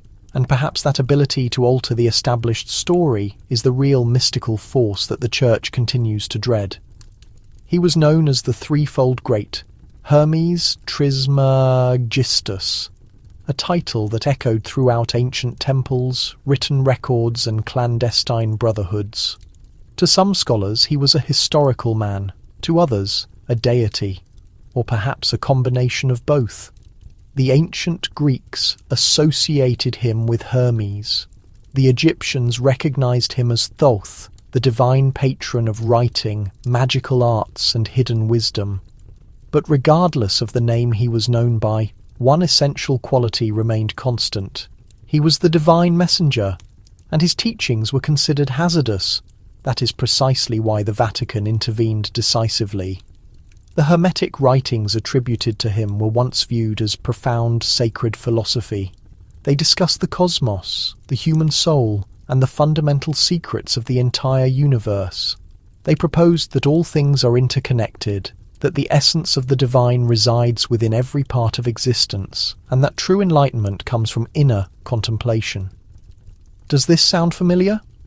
It should, because some of these core concepts appeared centuries later in early Christian documents, simply rephrased, given a new theological label, and deliberately stripped of their original Egyptian origins.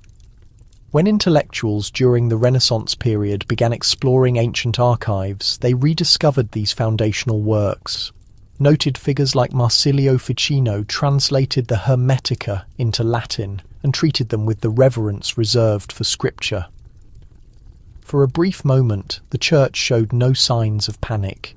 Initially, they even extended their endorsement to the translations. They were under the impression that the Hermetica dated back to the period of Moses, possibly even earlier.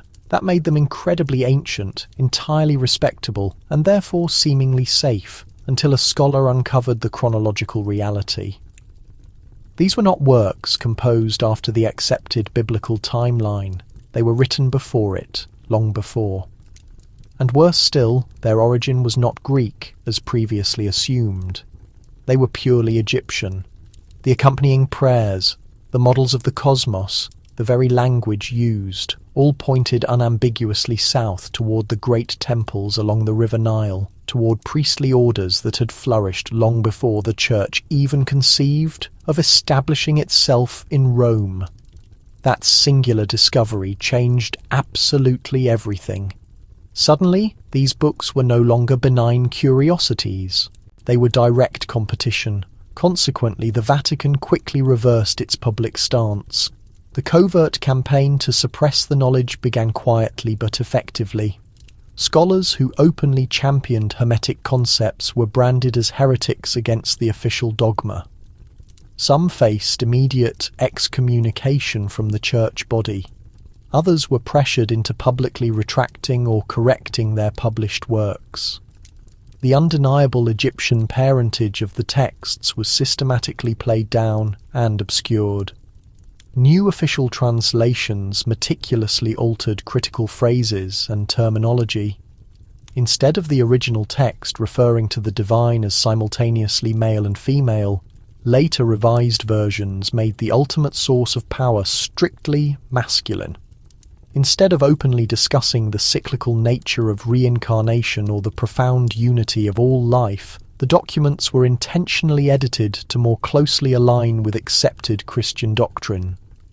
Then came the ultimate measure of control. They began to aggressively propagate the idea that Hermes himself never actually existed, that he was nothing more than an ancient myth, a composite figure of law, a simple error in the historical record. Convenient, wouldn't you agree? Eliminate the originator of the message, and the underlying teaching inherently loses its powerful impact. The collective Hermetic writings were systematically pushed toward the outer fringes of acceptable theology, not officially placed under an outright ban, but instead intentionally buried out of sight, taught only as odd cultural relics, marginal footnotes, and nothing more to be taken seriously. But the original truth never fully vanished. The real Hermes, the ancient Egyptian Thoth, still conceptually stands at the true centre of the Hermetica, and his central message is still readily available, provided you possess the specific knowledge required to interpret it correctly. It is encoded within the patterns of the stars, in the precise geometric construction of the ancient temples, and in the quiet utterances of powerful ancient spells. And perhaps that is the underlying reason why the Vatican laboured so extensively to corrupt and obscure it, because the Hermetica does not just pose a challenge to their current theological understanding, but it directly challenges their official historical timeline, their absolute authority as the singular voice of God, and their claim to a monopoly on truth. And in a world built entirely upon the principle of centralised control, that singular revelation might just represent the biggest threat of all. Somewhere deep within the vast expanse of the Egyptian desert, nestled in the forgotten ruins of a very old religious community, an ancient scroll was finally recovered. It was extremely fragile, partially consumed by fire, and inscribed in Coptic, the sacred language of the earliest Egyptian Christians. But the contents found on the brittle paper did not correspond to anything contained within the Christian Bible. It meticulously recounted the life story of a priest, not merely any man of the cloth, a priest who also practiced sorcery, one who effortlessly moved between two entirely separate worlds. He spoke the profound words of Christ and the complex spells of Thoth. He administered healing to the sick, not solely through acts of prayer, but also utilizing powerful ceremonial chants passed down across the millennia from the older temples. He invoked both angels and the ancient gods of Egypt. He held the belief that they were fundamentally the same divine entities. The official church leadership denounced this as blasphemy. They referred to it, unofficially, as the Sorcerer's Gospel. That name arose only from quiet whispers among the handful of academics who managed to examine its fragile fragments before the entire work disappeared from public view. It was far more than just a historical anecdote. It represented an existential threat, because it unveiled a specific version of early Christian practice that did not dismiss Egypt entirely. Instead, it fully embraced it. The priest saw no distinct line of difference in the worship of pagan idols. He saw only layers of meaning, subtle echoes of the identical divine message articulated in fundamentally different human languages. He wrote extensively that the waters of the Nile and the waters of the Jordan River flowed from the exact same metaphysical origin, that the divine paths walked by Osiris and Christ were startlingly similar. Death, followed by resurrection, leading to an eternal life. He described elaborate rituals that perfectly blended the Christian act of communion with ancient Egyptian temple offerings. He instructed his dedicated followers to meditate in the manner of the ancient scribes of Thoth, to enter profound states of divine dreaming and vision, to speak words not simply addressed to God, but in direct conversation with the divine presence itself. That ultimate power, he was convinced, originated from knowing and utilizing both spiritual traditions equally, and that is precisely why the document had to be eradicated. The Vatican had spent centuries drawing a definitive hard line in the sand. Egypt represented the distant past. Christianity was the guaranteed future. One spiritual system absolutely had to perish for the other to successfully flourish and dominate, but this particular gospel utterly obliterated that line. It strongly suggested they were never truly separate in the first place, that the very first Christians did not actually destroy the ancient Egyptian magic. They intentionally incorporated it, built their new faith upon its foundation, hid its practices in plain sight within new ceremonies.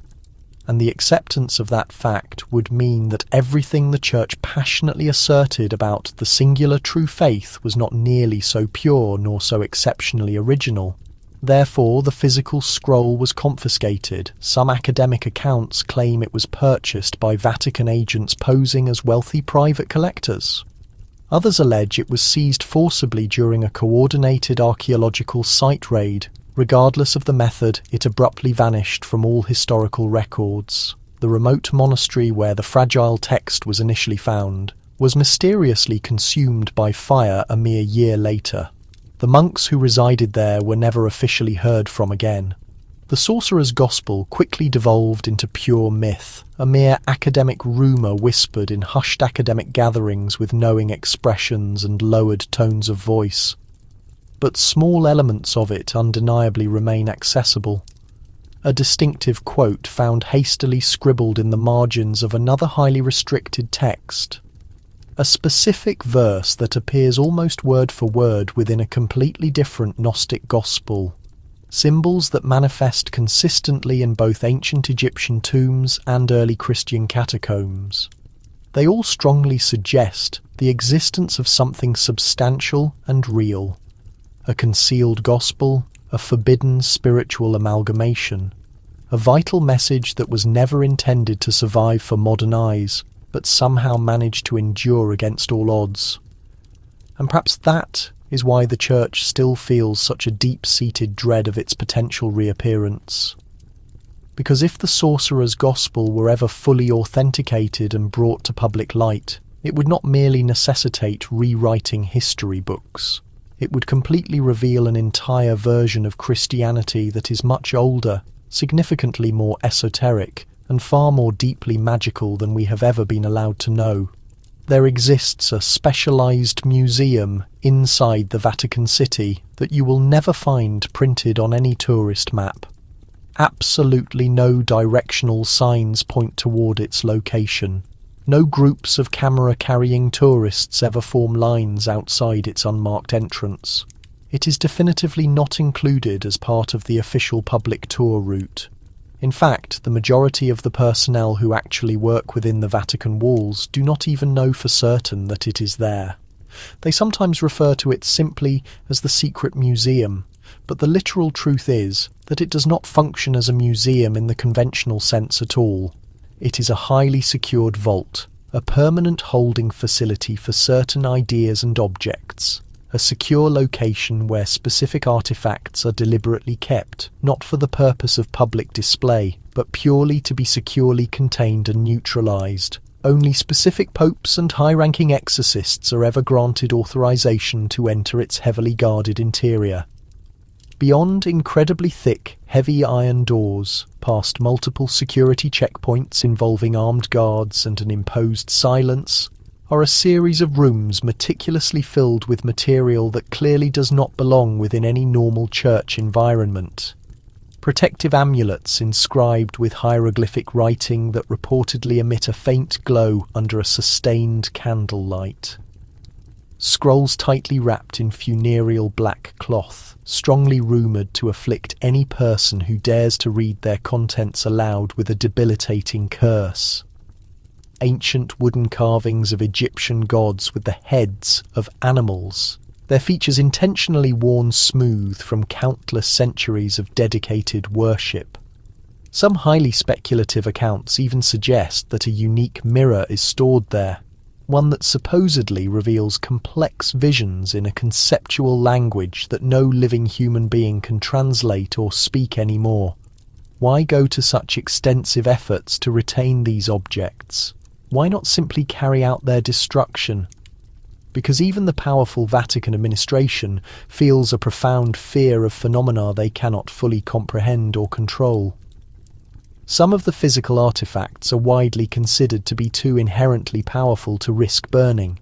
Others are deemed too deeply sacred to be destroyed, or, alternatively, far too spiritually dangerous to be left out in the world. They originate from a completely different cultural era that the Church has been actively attempting to erase from memory for well over 1,000 years. A world defined by ancient Egyptian spiritual magic, complex rituals that predate the Bible's composition, belief systems that openly spoke of gods who physically walked among men, and powerful incantatory words that could fundamentally alter the fabric of human reality. The highest-ranking popes who have seen these objects up close did not dismiss them with laughter or skepticism. They reportedly trembled with profound dread. One specific artifact is whispered about more frequently and intensely than any other in the inner circles. A singular black stone tablet, polished smooth as perfectly cut glass, entirely covered in writing that is purportedly golden and pulses rhythmically under the light of the moon. It is said to function as a complete map, not of the geography of land, but of the very nature of time itself.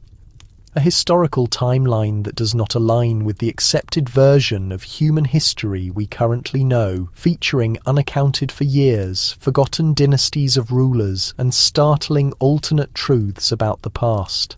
The very few people who have actually attempted to decipher its writing have either abandoned their commitment to the Church forever or descended into complete madness. A few others became full-time exorcists themselves. The rest of the unfortunate souls simply disappeared without any explanation. There is also a ring of significant power. It is securely locked away inside a lead-lined box and passed only secretly from one pope to the succeeding one. No one in the Vatican currently wears the item. It is explicitly not a symbol of official temporal authority. It is intended solely as a profound, chilling reminder. It is engraved with the image of a serpent actively consuming the sun. It once belonged to a high-ranking priest dedicated to the worship of Thoth. The ancient legend associated with the ring insists that if it is ever ceremoniously returned to its original ancient temple site, the powerful cycle of life and death will immediately begin anew. A new age of powerful, widespread magic. A true spiritual reawakening across the globe. That is the exact reason why it remains securely hidden from the light of day. Therefore, the secret museum stays permanently shut and dark. No photography is allowed, no public catalogues of its contents are permitted. Just a small dedicated group of guardians sworn to protect the institution of the church from the many dark forces it cannot rationally explain. They often repeat the mantra that knowledge is ultimate power, but within this particular hidden space, knowledge equates to profound, existential fear. Because if the outside world ever laid eyes upon the contents secured inside those massive vaults, people might immediately start asking very serious questions.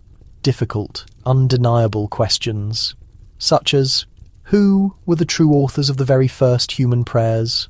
Or what exactly the earliest popes were going to such desperate, elaborate lengths to conceal and bury from the world? And perhaps that very mystery is the largest secret of all. That the powerful institution of the Church does not simply function as the guardian of the holy and righteous.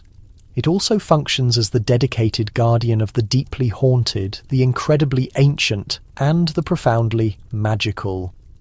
The raw, unfiltered truths that possess the terrifying power to unravel absolutely everything they have painstakingly built. In the deepest, most restricted sector of the immense Vatican library, a particular document is secured inside a specially made box constructed of fragrant cedar and precious silver. It is not a historical book. It is a powerful, urgent warning. The wax seal initially used to close it is cracked and broken, but the ancient writing preserved inside remains remarkably legible. It prominently features a name that was once systematically carved out and erased from every single temple wall across the entire kingdom of Egypt. Akhenaten, the long-reviled heretic king. The pharaoh who made the revolutionary and reckless decision to worship only one supreme god while the established priests continued to respectfully bow down to many different deities. But the most unsettling part of the account is not directly related to his radical theology. It is centered on what immediately followed his reign, a terrible sickness and wave of death. The document meticulously describes a repeating, terrifying pattern. Every time his actual name is uttered, too frequently or loudly, something ancient inevitably returns. A sudden, widespread surge of baffling deaths. People instantly collapsing without any prior medical symptoms or explanation. Skin turning a stark, unnatural pale. Eyes clouding over and turning opaque. The official church records do not explicitly label it as a spiritual curse, but the suggestion is clearly present there, written in the marginalia. Inscribed in Latin so old and archaic that even the most accomplished modern translators struggle with its specific meaning and phrasing. The text speaks in grave detail about the looming shadow of the sun disk, and a sinister form of breath that immediately steals the life force from the human soul. It even references documented plague outbreaks that occurred during the 14th century across Italy and Spain, and much earlier pandemics that swept the ancient world, prior to the Black Death ever being given a proper name. But why would the institution of the Vatican have any lingering concern whatsoever about a long-deceased Egyptian pharaoh? Because Akhenaten was far more than just a historical ruler and military leader. He was fundamentally something else entirely, something that absolutely did not fit within the official church's rigidly constructed version of accepted world history. He completely redefined the pantheon of Egyptian gods. He unilaterally closed down established places of worship. He claimed to have received direct, profound visions from a radiant entity residing in the sky. Some people at the time claimed it was simply the sun itself. Others were far less certain about the true source of the entity. There are other cryptic texts deliberately buried deep inside the Vatican archives that strongly suggest he communicated directly with something fundamentally not of this terrestrial world, something impossibly old and primordial, older than any known human concept of God. That terrifying possibility genuinely horrified the earliest popes. When European explorers first began actively excavating and bringing back Egyptian artifacts in the 1800s, one specific explorer unearthed a heavy sealed box near the extensive ruins of Akhetaten, the pharaoh's intentionally forgotten city. Inside the thick lead box was a peculiar stone tablet. It was entirely covered in a script that defied classification. Not quite recognizable hieroglyphs, nor quite any other known ancient script. The specific man who initially opened the box died abruptly exactly 3 days later. He suffered from a high fever, followed by internal bleeding. His accompanying assistants were instantly blinded. The dangerous box was transported directly to Rome in absolute secrecy. No public records were created. No press releases were issued. The Vatican accepted the object, secured it deep within their vaults, and issued a strict internal warning. Do not speak the dead king's name too many times. Do not attempt to read the contents of the stone tablet aloud. Do not display his surviving image directly beneath natural sunlight. 3 specific, highly restrictive rules buried deep within an internal institutional memo. Only a carefully selected handful of people were ever permitted to view it in person, primarily exorcists. Some internal sources theorize that it is not simply a biological sickness, that the recurring plague is something entirely spiritual in nature, that Akhenaten's one true god was not simply a religious symbol. It was an active, malevolent presence. And it still continues to silently listen to the world around it. People who study him too extensively tend to either abruptly cease their research or mysteriously vanish entirely. One priest was tragically discovered in Cairo with all his research notes burned to ashes and his tongue forcibly removed from his mouth. A different soul found sanctuary in a monastic cell, vowing eternal silence. His sole communication was a phrase he endlessly transcribed. He returns when we forget why we buried him. Perhaps this is more than just folk belief. Maybe there's a profound reason his image was erased from monuments. Perhaps that ancient curse wasn't just confined to Egypt. It might still linger in the shadows, anticipating the one who will stir it back to life.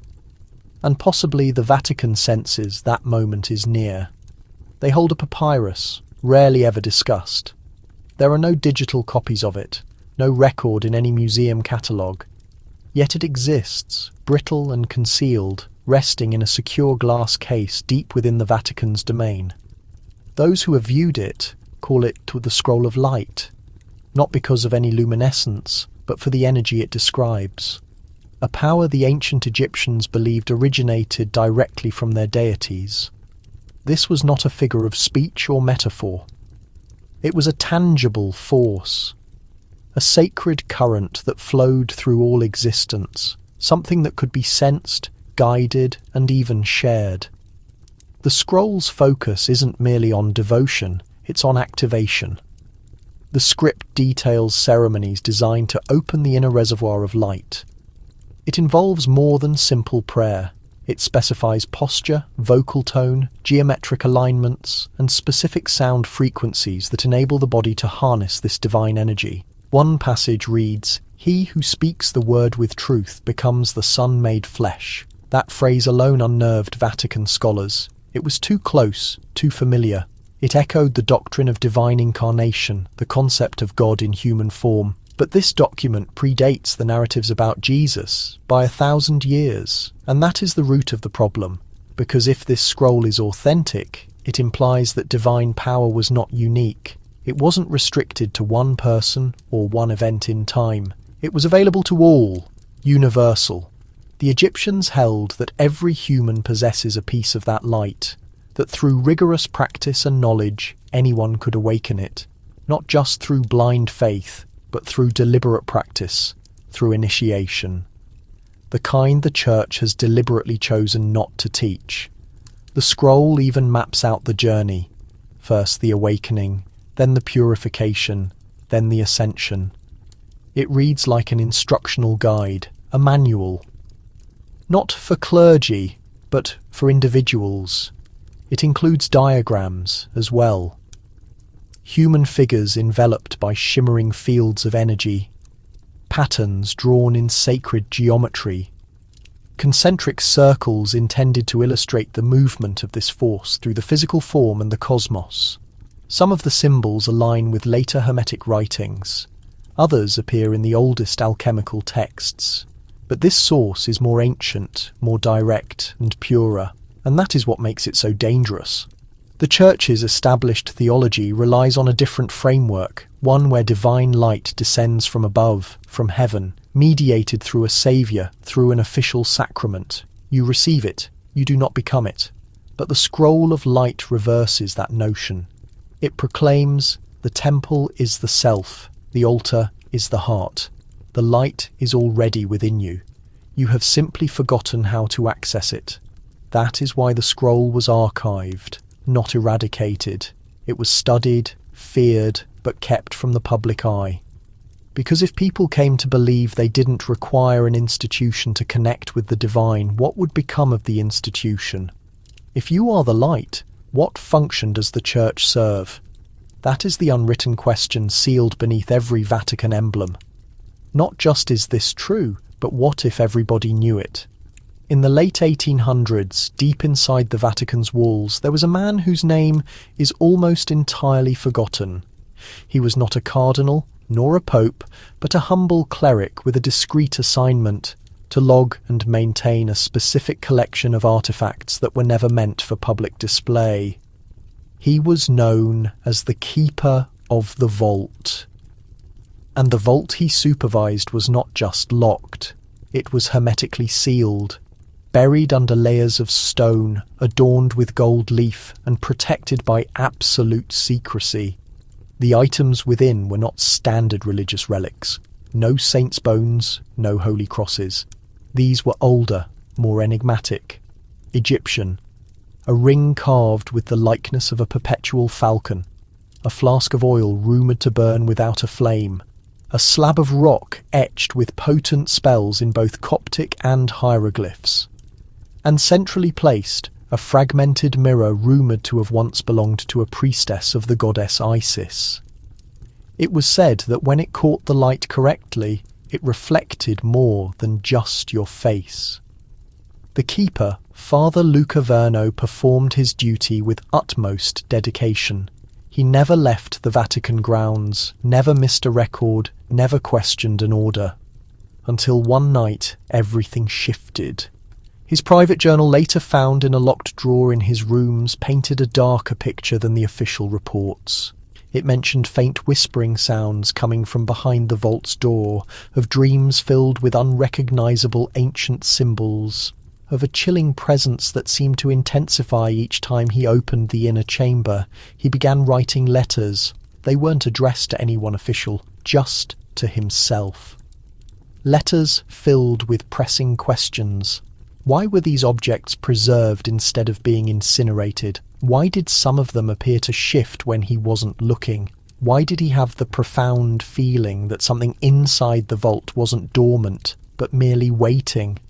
The final sentence in his journal is chillingly concise. It followed me home. 2 days later, he was discovered dead in his quarters.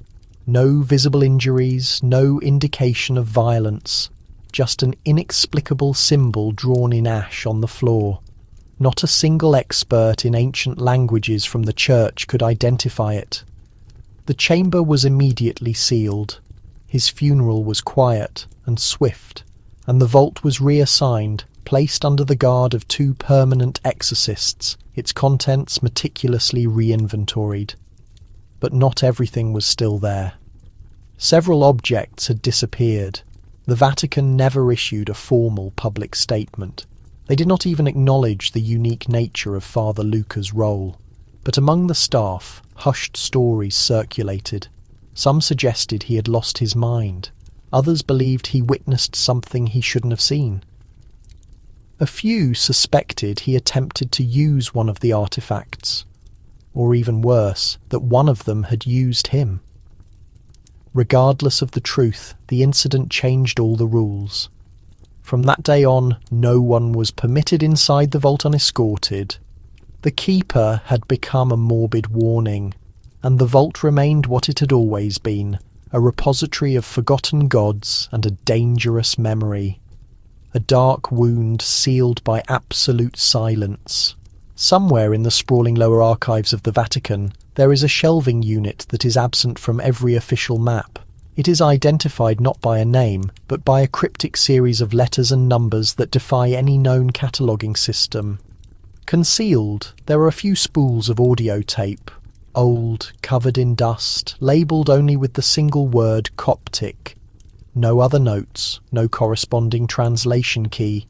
Just that word and a grim warning scrawled on the back of one box in faint ink. Do not play in solitude. But someone, of course, did. In the 1950s, a young Jesuit academic named Matteo Morelli was assisting in the digitization of certain Vatican archival sections. He was deeply curious.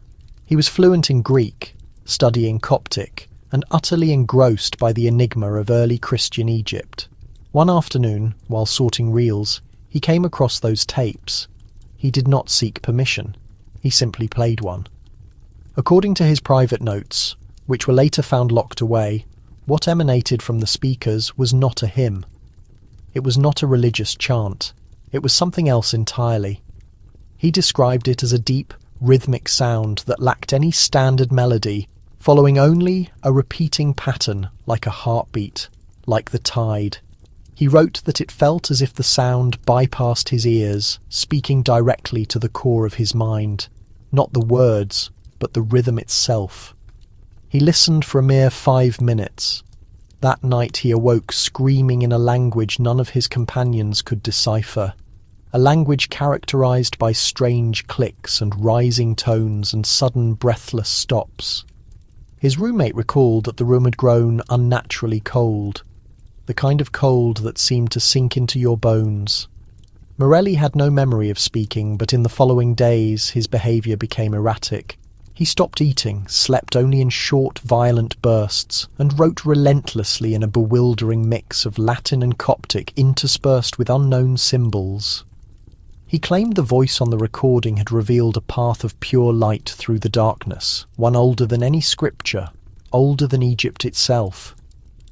In the end, the Vatican intervened. His personal notes were immediately confiscated. The reels were returned to their obscure storage location and sealed with a new access code. Morelli was sent away, officially granted an extended sabbatical for his health. Unofficially, his fate is unknown. Some older archivists whisper that the original recordings were made in the early 20th century at a remote monastery in Upper Egypt, that the monks there practiced a form of sonic magic passed down in secret for generations. Chants meticulously engineered not just for worship, but to unlock, to stir dormant parts of the listener's subconscious. Frequencies that interact directly with memory, emotion, and perception. And that is why the Vatican preserved them. Not because they were holy, but because they actually worked. Even today, no one dares play those reels. They remain in absolute silence, surrounded by explicit warnings encased in layers of protective cloth because the Church is fully aware. Some words were intended to be read in silence, others were meant to be spoken aloud, but a select few, a very few, were meant to be truly heard. And once you hear them, they become a permanent part of you. They do not wear the black robes or carry blazing torches. They do not march through city centres or ignite public pyres. But make no mistake, the old inquisitors never actually vanished. They simply adopted different uniforms. And their targets are not loud heretics shouting blasphemy from church steps. Their focus is on whispers, concealed objects, and ancient powers that have no place in the modern age, yet stubbornly keep resurfacing. The Vatican refers to them as the Custodes Umbrae, the keepers of the shadow. Officially, they do not exist. There is no formal office, no budget line, no public declaration. But if a securely sealed container filled with Egyptian talismans washes ashore on a remote Greek beach, or if a scroll written in a forgotten hieroglyphic script begins to affect the sanity of all who read it, these are the people who receive the urgent call. Most of them are ordained priests, but they are not the type who lead Sunday Mass. They are master polyglots, fluent in long-dead languages. They have memorized ancient prayers that haven't been spoken openly in over a millennium. Some received their training in hidden monasteries that are impossible to find on any map. Others studied under solitary desert mystics or Coptic elders who still trace their lineage back to the temples of Thoth. They are forbidden from publishing their findings, not permitted to disclose their true occupation to their own families, and they take their orders directly from a division even more secretive than the Congregation for the Doctrine of the Faith. When they travel, they wear civilian clothes, never clerical collars. But always in their possession is one item, a hidden relic, a talisman, a protective symbol. Something deeply ancient, something powerful, because the phenomena they investigate are inherently dangerous. One documented file describes a mission to a private French library where an estate owner claimed to have discovered a book that could speak. The team deployed discreetly, no official notice, 3 men, 2 women, all with extensive theological background, and also something else, something unspoken. They successfully secured the book, but one member of the team did not return. The others said nothing, simply filed a classified report, stamped with the highest security clearance, and silently disappeared back into the shadows. The Church maintains these agents are protectors, safeguarding perilous knowledge from falling into the wrong hands. But others speculate they are really just enforcers of silence, not preventing evil, but preemptively crushing inconvenient questions. A disaffected Jesuit once alleged that the custodes do not just lock away magical texts, they annihilate them, that some rituals come so perilously close to uncovering forbidden truths that the Vatican prefers to erase them from existence entirely. Even more unsettling are the rumours that some agents eventually start to transform, that extended exposure to these anomalies alters them permanently. One agent reportedly ceased aging altogether, another lost his sight, yet could still describe events occurring many miles away. None of these stories are officially confirmed, but the internal files are dense with redacted names, vague mission timestamps, and cryptic warnings. In a time defined by satellites and vast digital archives, one might assume magic would be obsolete, that it would dissolve under the rigorous scrutiny of science, but it hasn't. It merely hides, slipping through the unseen cracks. And the Vatican understands this deeply, which is why their old systems of control were never dismantled, only subtly upgraded. Because ultimately, it's not about achieving belief, it's about maintaining absolute control. And some spells, regardless of their age, remain chillingly effective. It began as a tiny notation in a dusty record deep inside the Vatican archives. The subject was anomalous healings. Most of the cases were easily exposed as frauds. Relics that were made to glow in low light. Holy water that was treated to bubble unnaturally. But one particular case stood out, not just for its undeniable result, but for the credentials of the witness. The year was 1974. A Jesuit medical observer stationed in Cairo was urgently summoned to a small, isolated monastery near the city of Asyut. A young boy, no older than 8, had been medically diagnosed as terminal by every doctor who had examined him. His respiratory system was failing. No known antibiotics had any effect. His distraught family had already resigned themselves to his death. But then an astonishing event occurred. An ancient monk, one who had not been seen in public for years, produced a scroll. It was tightly bound in black fabric, secured with a wax seal that appeared far older than the monastery itself. The script on it was neither Arabic nor Coptic nor Greek. The symbols, intricately twisted like vines, seemed to subtly shift under the faint candlelight. It was Egyptian, but unlike any known hieroglyphic system. The monk began to read. The recitation lasted for hours. His voice was measured yet intensely compelling. At specific intervals, he would gently touch the boy's chest. The air in the room became thick and strangely heavy, as if the very walls were listening intently. And when the chant finally concluded, the boy's eyes fluttered open. He coughed one sharp time, then fully sat up. His fever had vanished instantly. His breathing was smooth and normal. Within 24 hours, he was up and walking around. The Jesuit observer meticulously documented every detail. He took photographs, copied the strange symbols, and transcribed as much of the chant as his memory allowed. He then immediately sent his full report to Rome. That is when the deep institutional silence began. The powerful scroll was immediately confiscated. The old monk who read it also vanished. The monastery officially denied that the event had ever taken place. The Jesuit was rapidly reassigned to a desolate posting in Brazil, but not before he concealed a final letter among his personal items, which was discovered years later. In it, he stated his firm belief.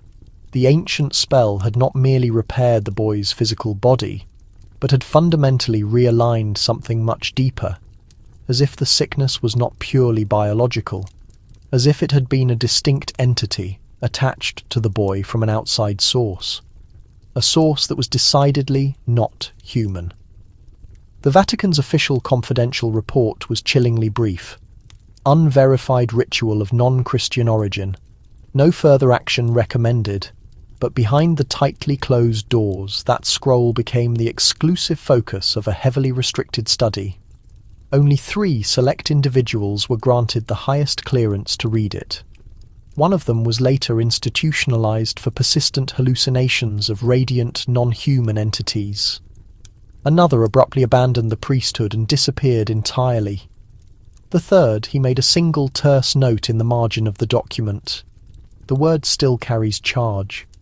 Some argue that the spell was effective because it accessed a latent energy that modern science cannot detect, a profound force concealed beneath the relentless layers of time and linguistic translation. Others believe it simply confirms that language itself is a form of advanced technology, one whose true use humanity has long since forgotten. But the Vatican did not destroy the scroll. It is still securely held in their vault, wrapped in its original black cloth, locked in a drawer classified under relics of concern, not because they fear its immense power, but because they cannot fully comprehend it, and that, in their view, is a far greater source of danger. Because if one single scroll possesses the ability to cure the incurable, what other profound secrets have they intentionally kept hidden? And who ultimately holds the authority to decide what the world is permitted to remember? They found him kneeling on the floor before a shattered mirror. His hands were raw and bleeding. His eyes were staring wide open but completely vacant. The only word he repeatedly whispered was backward, over and over again, backward.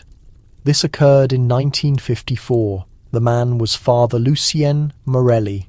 He was assigned to a small, unremarkable parish in southern Italy. There was nothing unusual about him. He was quiet, reliably obedient. He had never once questioned the official doctrine, until he did. He had stumbled upon an ancient Egyptian scroll hidden in the church's forgotten basement, concealed behind a makeshift false brick wall. It was not listed in any archive. It bore no identifying label, but it was visibly ancient and carried a potent, dangerous air. The strange ink seemed to faintly shimmer when the candlelight touched it, giving the unsettling appearance of slow, controlled breathing. Initially, he believed it to be a simple prayer, perhaps a blessing for safe journeys. But the deeper he delved into its study, the more he realized its purpose was not about physical travel. It was about seeing, not with the ordinary human eye, but with something far more profound. Something buried deep within the soul. The instructions were concise. Light a single candle, mount a mirror onto the wall, draw a protective circle around the setup, then speak the precise words. But there was one final warning, a single, stark line written in vivid red ink. Do not ask to see your own time. That is precisely the fatal mistake he made. What transpired next was never documented in any official Vatican file, but fragments of the event survived, scattered notes scribbled by the local bishop, terrified witness accounts from the convent nuns, and a single highly confidential letter penned by the Vatican envoy sent to contain the incident. They recount that the room became absolutely silent. The candle flame did not waver. The very air pressed against the stone walls as if it was desperately trying to escape the confines. Then the mirror instantly turned jet black. Not mere darkness, but an absolute void, a total absence of light. Father Morelli spoke one final, coherent sentence before the mirror violently exploded into shards. They lied about the beginning. He was permanently changed after that moment. He ceased sleeping entirely. He refused to eat. He began ceaselessly repeating fragments of information that made no rational sense. Dates that had been entirely erased from history. Names that had been purged from all known records. Disturbing stories from places no one had ever heard of or documented. He violently scratched cryptic symbols into the plaster walls with his fingernails, symbols that were a direct match to the strange hieroglyphs on the scroll. Eventually he was forcibly removed and taken to a secure medical facility in Rome. The Vatican immediately sealed the church, and they claimed to have incinerated the scroll. But the broken mirror was recovered, not destroyed. It was locked away in the Archivum Secretum in a specific, heavily restricted section labelled Unusable Relics. And to this day, the rumour persists that if you stare into that shattered mirror for an extended period, something will undoubtedly stare back. Not your own distorted reflection, but a clear memory. One that does not belong to your life or your time. The Church officially denies the entire incident ever occurred, but inside the deepest vaults of the Vatican there is a file conspicuously labelled Speculum. It remains classified, still strictly off-limits to all but a few, because seeing the uncertain future is dangerous enough, but seeing the absolute truth behind the veil of time, that revelation can drive even the most devout believer completely insane. They did not immediately classify it as magic. In the internal Vatican memoranda, the initial term was auditory distortion phenomena. But every scholar involved understood the dark reality of what they had encountered.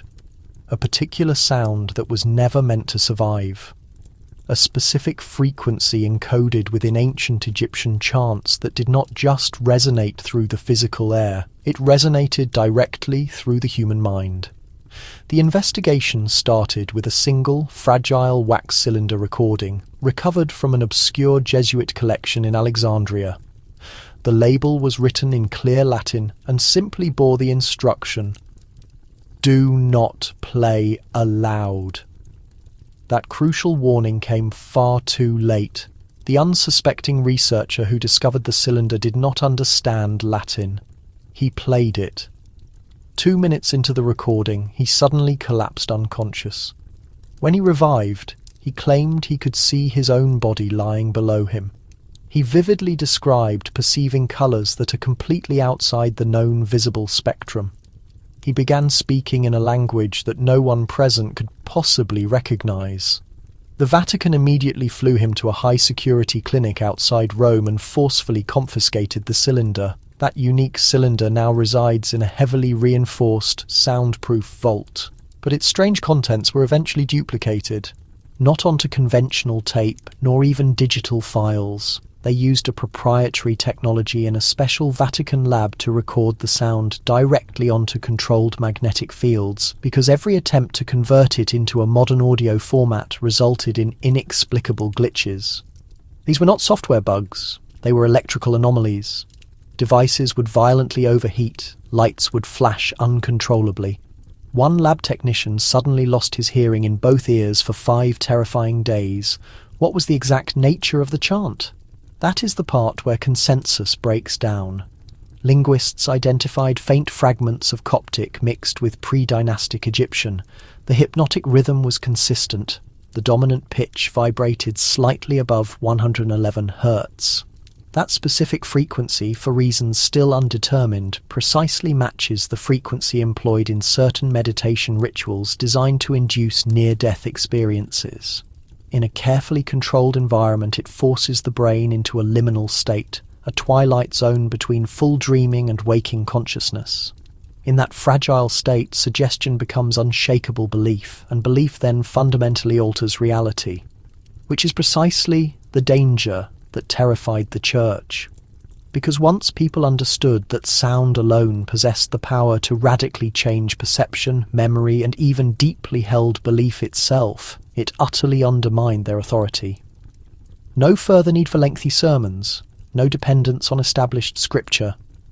Just one hypnotic chant could make an individual feel closer to the divine essence than years of obedient prayer. It bypassed rigid doctrine entirely. It circumvented control. So the Vatican acted decisively to suppress it, or at least they attempted to. But subtle versions of the chant quietly leaked out through underground esoteric circles, through unwitting musical artists who unknowingly sampled it, through poorly labelled recordings misfiled as ambient soundscapes on forgotten obscure websites. People who listened for too long reported intensely vivid dreams of ancient Egyptian temples. Some claimed to float outside their bodies. One individual claimed he heard a faint voice whisper, "This is how we remembered now."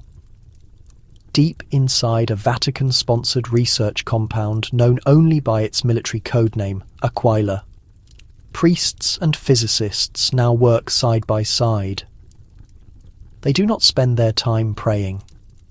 They listen. They play the sound repeatedly, watching the brain scans light up, desperately trying to measure what cannot be rationally explained. Because somewhere in the ancient world, a powerful truth was discovered, one the Church has never been able to fully erase. That sound was far more than mere vibration. It was an unlocked door. And that door is slowly, inexorably beginning to open again. They named it the language of heaven. Scholars studying the early days of the Church referred to it as pure sound, utterly untainted by flawed human tongues. But when modern linguists eventually began analysing the apocryphal texts, the sacred books explicitly rejected from the biblical canon, they made an astonishing discovery. They found words that did not match any known Greek, Hebrew, or Aramaic root. Words that sounded profoundly older. Words that looked distinctly Egyptian. This was not a mere coincidence. Some of these so-called angelic names, phrases, and invocations were direct phonetic mirrors of fragments found inscribed on the temple walls of Karnak and Abydos. There were undeniable parallels in rhythmic structure, grammatical construction, and even the unique breathy syllabic patterns used in the priestly invocations to deities like Thoth and Isis.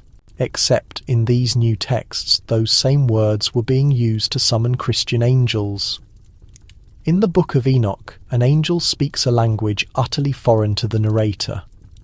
But when that exact passage was run through sophisticated phonetic comparison software, large portions of it lined up perfectly with incantations recorded in 19th century transcriptions of Egyptian funerary spells, the very kind used to guide a deceased soul through the perilous underworld.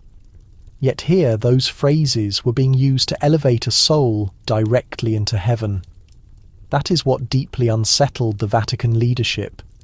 Because if the angelic language was not a pure divine gift from above, but rather a repurposed relic of an earlier, earthly form of magic, then the entire chain of divine revelation suddenly collapsed. The notion that sacred Christian words could be inherited directly from pagan priests was unacceptable. So, the linguistic overlaps were aggressively buried, officially dismissed as simple mistranslations or, far worse, immediately labelled as dangerous heresy. But the troubling overlaps relentlessly kept resurfacing. One particular chant, recorded in a 4th century Coptic gospel, now locked deep in the Vatican's restricted archives, begins with an opening phrase nearly identical to a central passage in the Egyptian Litany of the Eye. The purpose of the chant is to invoke protection, grant vision beyond physical sight, and establish direct communion with ethereal beings of light. The Church eventually renamed those entities angels, but the Egyptians had called them Neteru, divine intelligences, winged cosmic beings who traversed the realms. Sound familiar? Even more bizarre were the accompanying drawings. Apocryphal scrolls preserved in distant Syrian monasteries depicted winged beings descending on distinct beams of light. Their wings were not feathered like birds. They were abstract, geometrically perfect, shaped exactly like the sacred symbols carved into Egyptian obelisks. Their names were not Michael or Gabriel, but phonetic echoes of Mawat and Horamakiet. To the early Church Fathers, this was the most dangerous possible territory. If Christian angels and Egyptian gods shared such profound traits, then it implied they might share the same singular origin. Perhaps divine messengers were not exclusive to Christianity alone. Maybe they were merely part of a vast, much older communication network, one fundamentally rooted in precise vibration, esoteric geometry, and resonant sound. Today, a few select researchers in linguistic anthropology are beginning to revisit these complex patterns, not openly, of course. The majority of the required funding comes from highly anonymous donors channeled through religiously affiliated universities. But behind laboratory doors, they are painstakingly matching key phrases, from ancient Egyptian temple rites to the long-lost Gospels. Sometimes the potent words align with unnerving perfection. Sometimes the inexplicable energy in the room visibly shifts when those phrases are spoken aloud. Because what if the angels did not speak Hebrew or Latin? What if heaven speaks an older, more primal tongue? One that was once spoken in grand temples now buried beneath the shifting sands, one that once vibrated through massive stone halls as priests called down cosmic light from the stars, one that never truly disappeared, but simply changed its outer form, patiently waiting for someone to finally listen again? His name was rarely mentioned in official church sermons, reduced to a mere footnote in the oldest hagiographies. But to those who study the perilous intersection between orthodox Christian miracles and forbidden ancient rites, he is a figure of singular importance. St. Kyrianus, formerly canonized in the 12th century, remains revered in quiet, secretive corners of Spain and North Africa, and now, according to a recent leaked Vatican memo, his case is officially under review, because his documented miracles did not resemble the others. There were no miraculous multiplications of bread, no instantly restored sight for the blind. Instead, his abilities seemed tied to specific rituals. Historical documents detail him sketching strange sigils in the dirt before tending to the sick, all while uttering chants in a dialect that the church's monks declined to translate. A letter written by a terrified bishop reported that the saint would whisper incantations over water and give it to the dying to drink. Their fevers would vanish, their injuries would heal. But the actual words he used, they were not from Latin scripture, nor were they Greek. According to one scholar who secretly analysed the saint's aged writings, the language was almost entirely Egyptian, specifically the dialect from the Temple of Komombo. Things get even more unsettling. Tucked into the edge of one surviving handwritten document is a small illustration of an ankh, the Egyptian symbol representing life. Just below it, a hastily written note in Latin. It claimed he used this to communicate with the deceased. Though other scribes attempted to scrub the line away, it remains there, barely visible beneath a haze of smudges. A recent modern spectral analysis verified the ink's origin to the same time period. This strongly suggests someone within the religious authority was aware of his practices and intentionally tried to conceal them. The church would have had to either confess they had elevated a man to sainthood who essentially practiced sorcery, or completely rewrite his life story. So, they chose to rewrite it. His mysterious Egyptian hymns were conveniently rebranded as ecstatic prayer. His ceremonial circles became reimagined as symbols of intense divine focus. The water blessing ritual was now explained as a simple holy benediction. Yet, in much older retellings of the same events, the genuine truth emerges.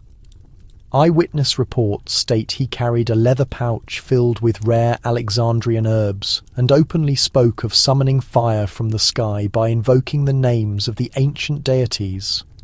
His outer robe was decorated with stitched stars and coiled serpents, not Christian crosses. Some rumours claimed he studied in Egypt before joining the clergy. Others whispered he was already a high priest of Thoth before he ever heard of the name of Christ. Regardless, his blending of different religious traditions worked. People recovered. Violent weather subsided. For a period, Rome tolerated it because tangible results were deemed more important than following strict doctrine. But today, with digital copies of ancient writings becoming commonplace and previously forbidden texts slowly being translated, his true narrative is resurfacing. The Vatican has reportedly initiated an official re-evaluation of his canonization.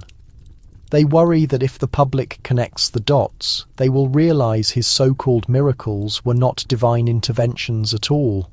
They were carefully structured spells, Egyptian ones.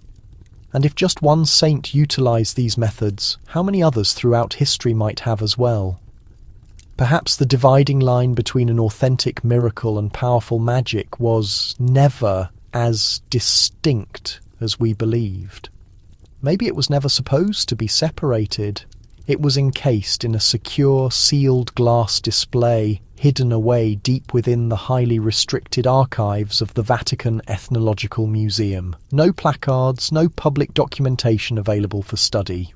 Only a faint, low-frequency humming sound originating from behind the reinforced thick glass.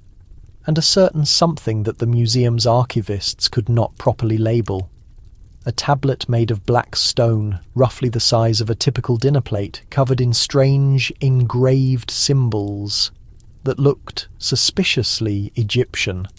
But this was no ordinary museum piece, because late in the evenings, after the building lights were extinguished, the carved glyphs would mysteriously glow, not like synthetic paint or chemicals, not like anything crafted by human hands. The light emitted was soft and golden, resembling trapped candlelight shimmering just beneath the stone surface and, according to a security memo filed in 1973, never meant to be disclosed. It would subtly pulse in synchronization with nearby spoken words, particularly during times of prayer. That detail is what finally prompted a closer inspection of the engravings. A highly specialized scholar, brought in under strict confidentiality, cross-referenced the glowing glyphs against fragments from the Egyptian Book of the Dead. His final assessment? They were not merely comparable. They were perfect, identical matches, line by line, etched detail for detail.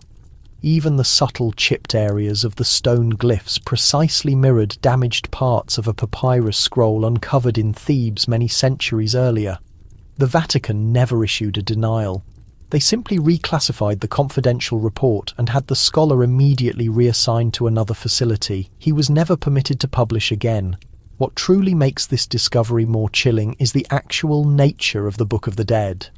It is not an imaginative story collection. It is a highly detailed instruction manual, a comprehensive guide to navigating the afterlife, complete with powerful spells and specific directions for the soul's passage through death. The luminous black tablet did not just display illustrations. It contained functional directions, engraved lines that translated to phrases like "speak and the barrier will open," and "name the cosmic stars and become pure light."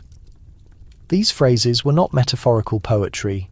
The Vatican began to suspect they were literal activation commands. But for what ultimate purpose? There are persistent, though unverified, reports from the 1980s that scientists from the Pontifical Academy were called in to study the anomalous artifact. The lead physicist on the case, a man previously noted for successfully disproving many claims of supernatural phenomena, unexpectedly resigned 1 month later.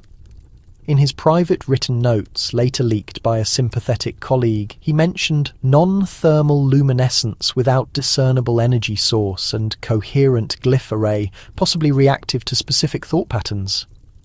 That final observation was heavily crossed out in red ink. The Vatican immediately restricted all access soon after. Now, only 2 high-ranking cardinals possess the required clearance to personally view the object. Since then, the mysterious stone itself has been relocated 3 separate times in the last 10 years. However, a former custodian who was employed on the floor directly beneath the chamber said that sometimes in the late hours of the night, the lights in his area would flicker and a distinct golden radiance would seep through small gaps in the floorboards. He promptly resigned and never returned. Theories about the object range wildly from secret alien technology to a lost Atlantean relic. But the true explanation might be far more straightforward. The ancient Egyptians truly believed that words held substantial power, that specific symbols carved with sacred intent could capture the raw essence of the gods themselves.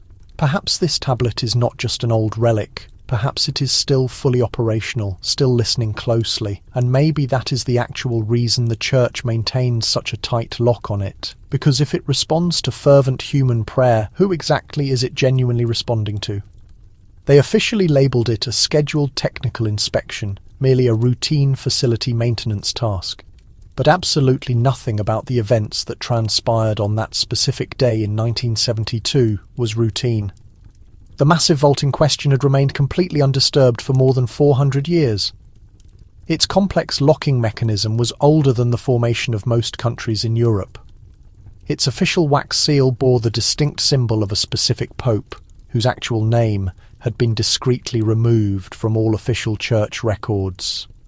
Nobody even truly remembered the contents inside, only the absolute instruction that it was forbidden to ever be opened. But they proceeded with the opening anyway. At the precise time of 11:42 a.m., deep underneath Vatican City, a specialised team of 6 individuals was finally granted entry. This team consisted of 3 armed security guards, 2 historians, and 1 assigned priest.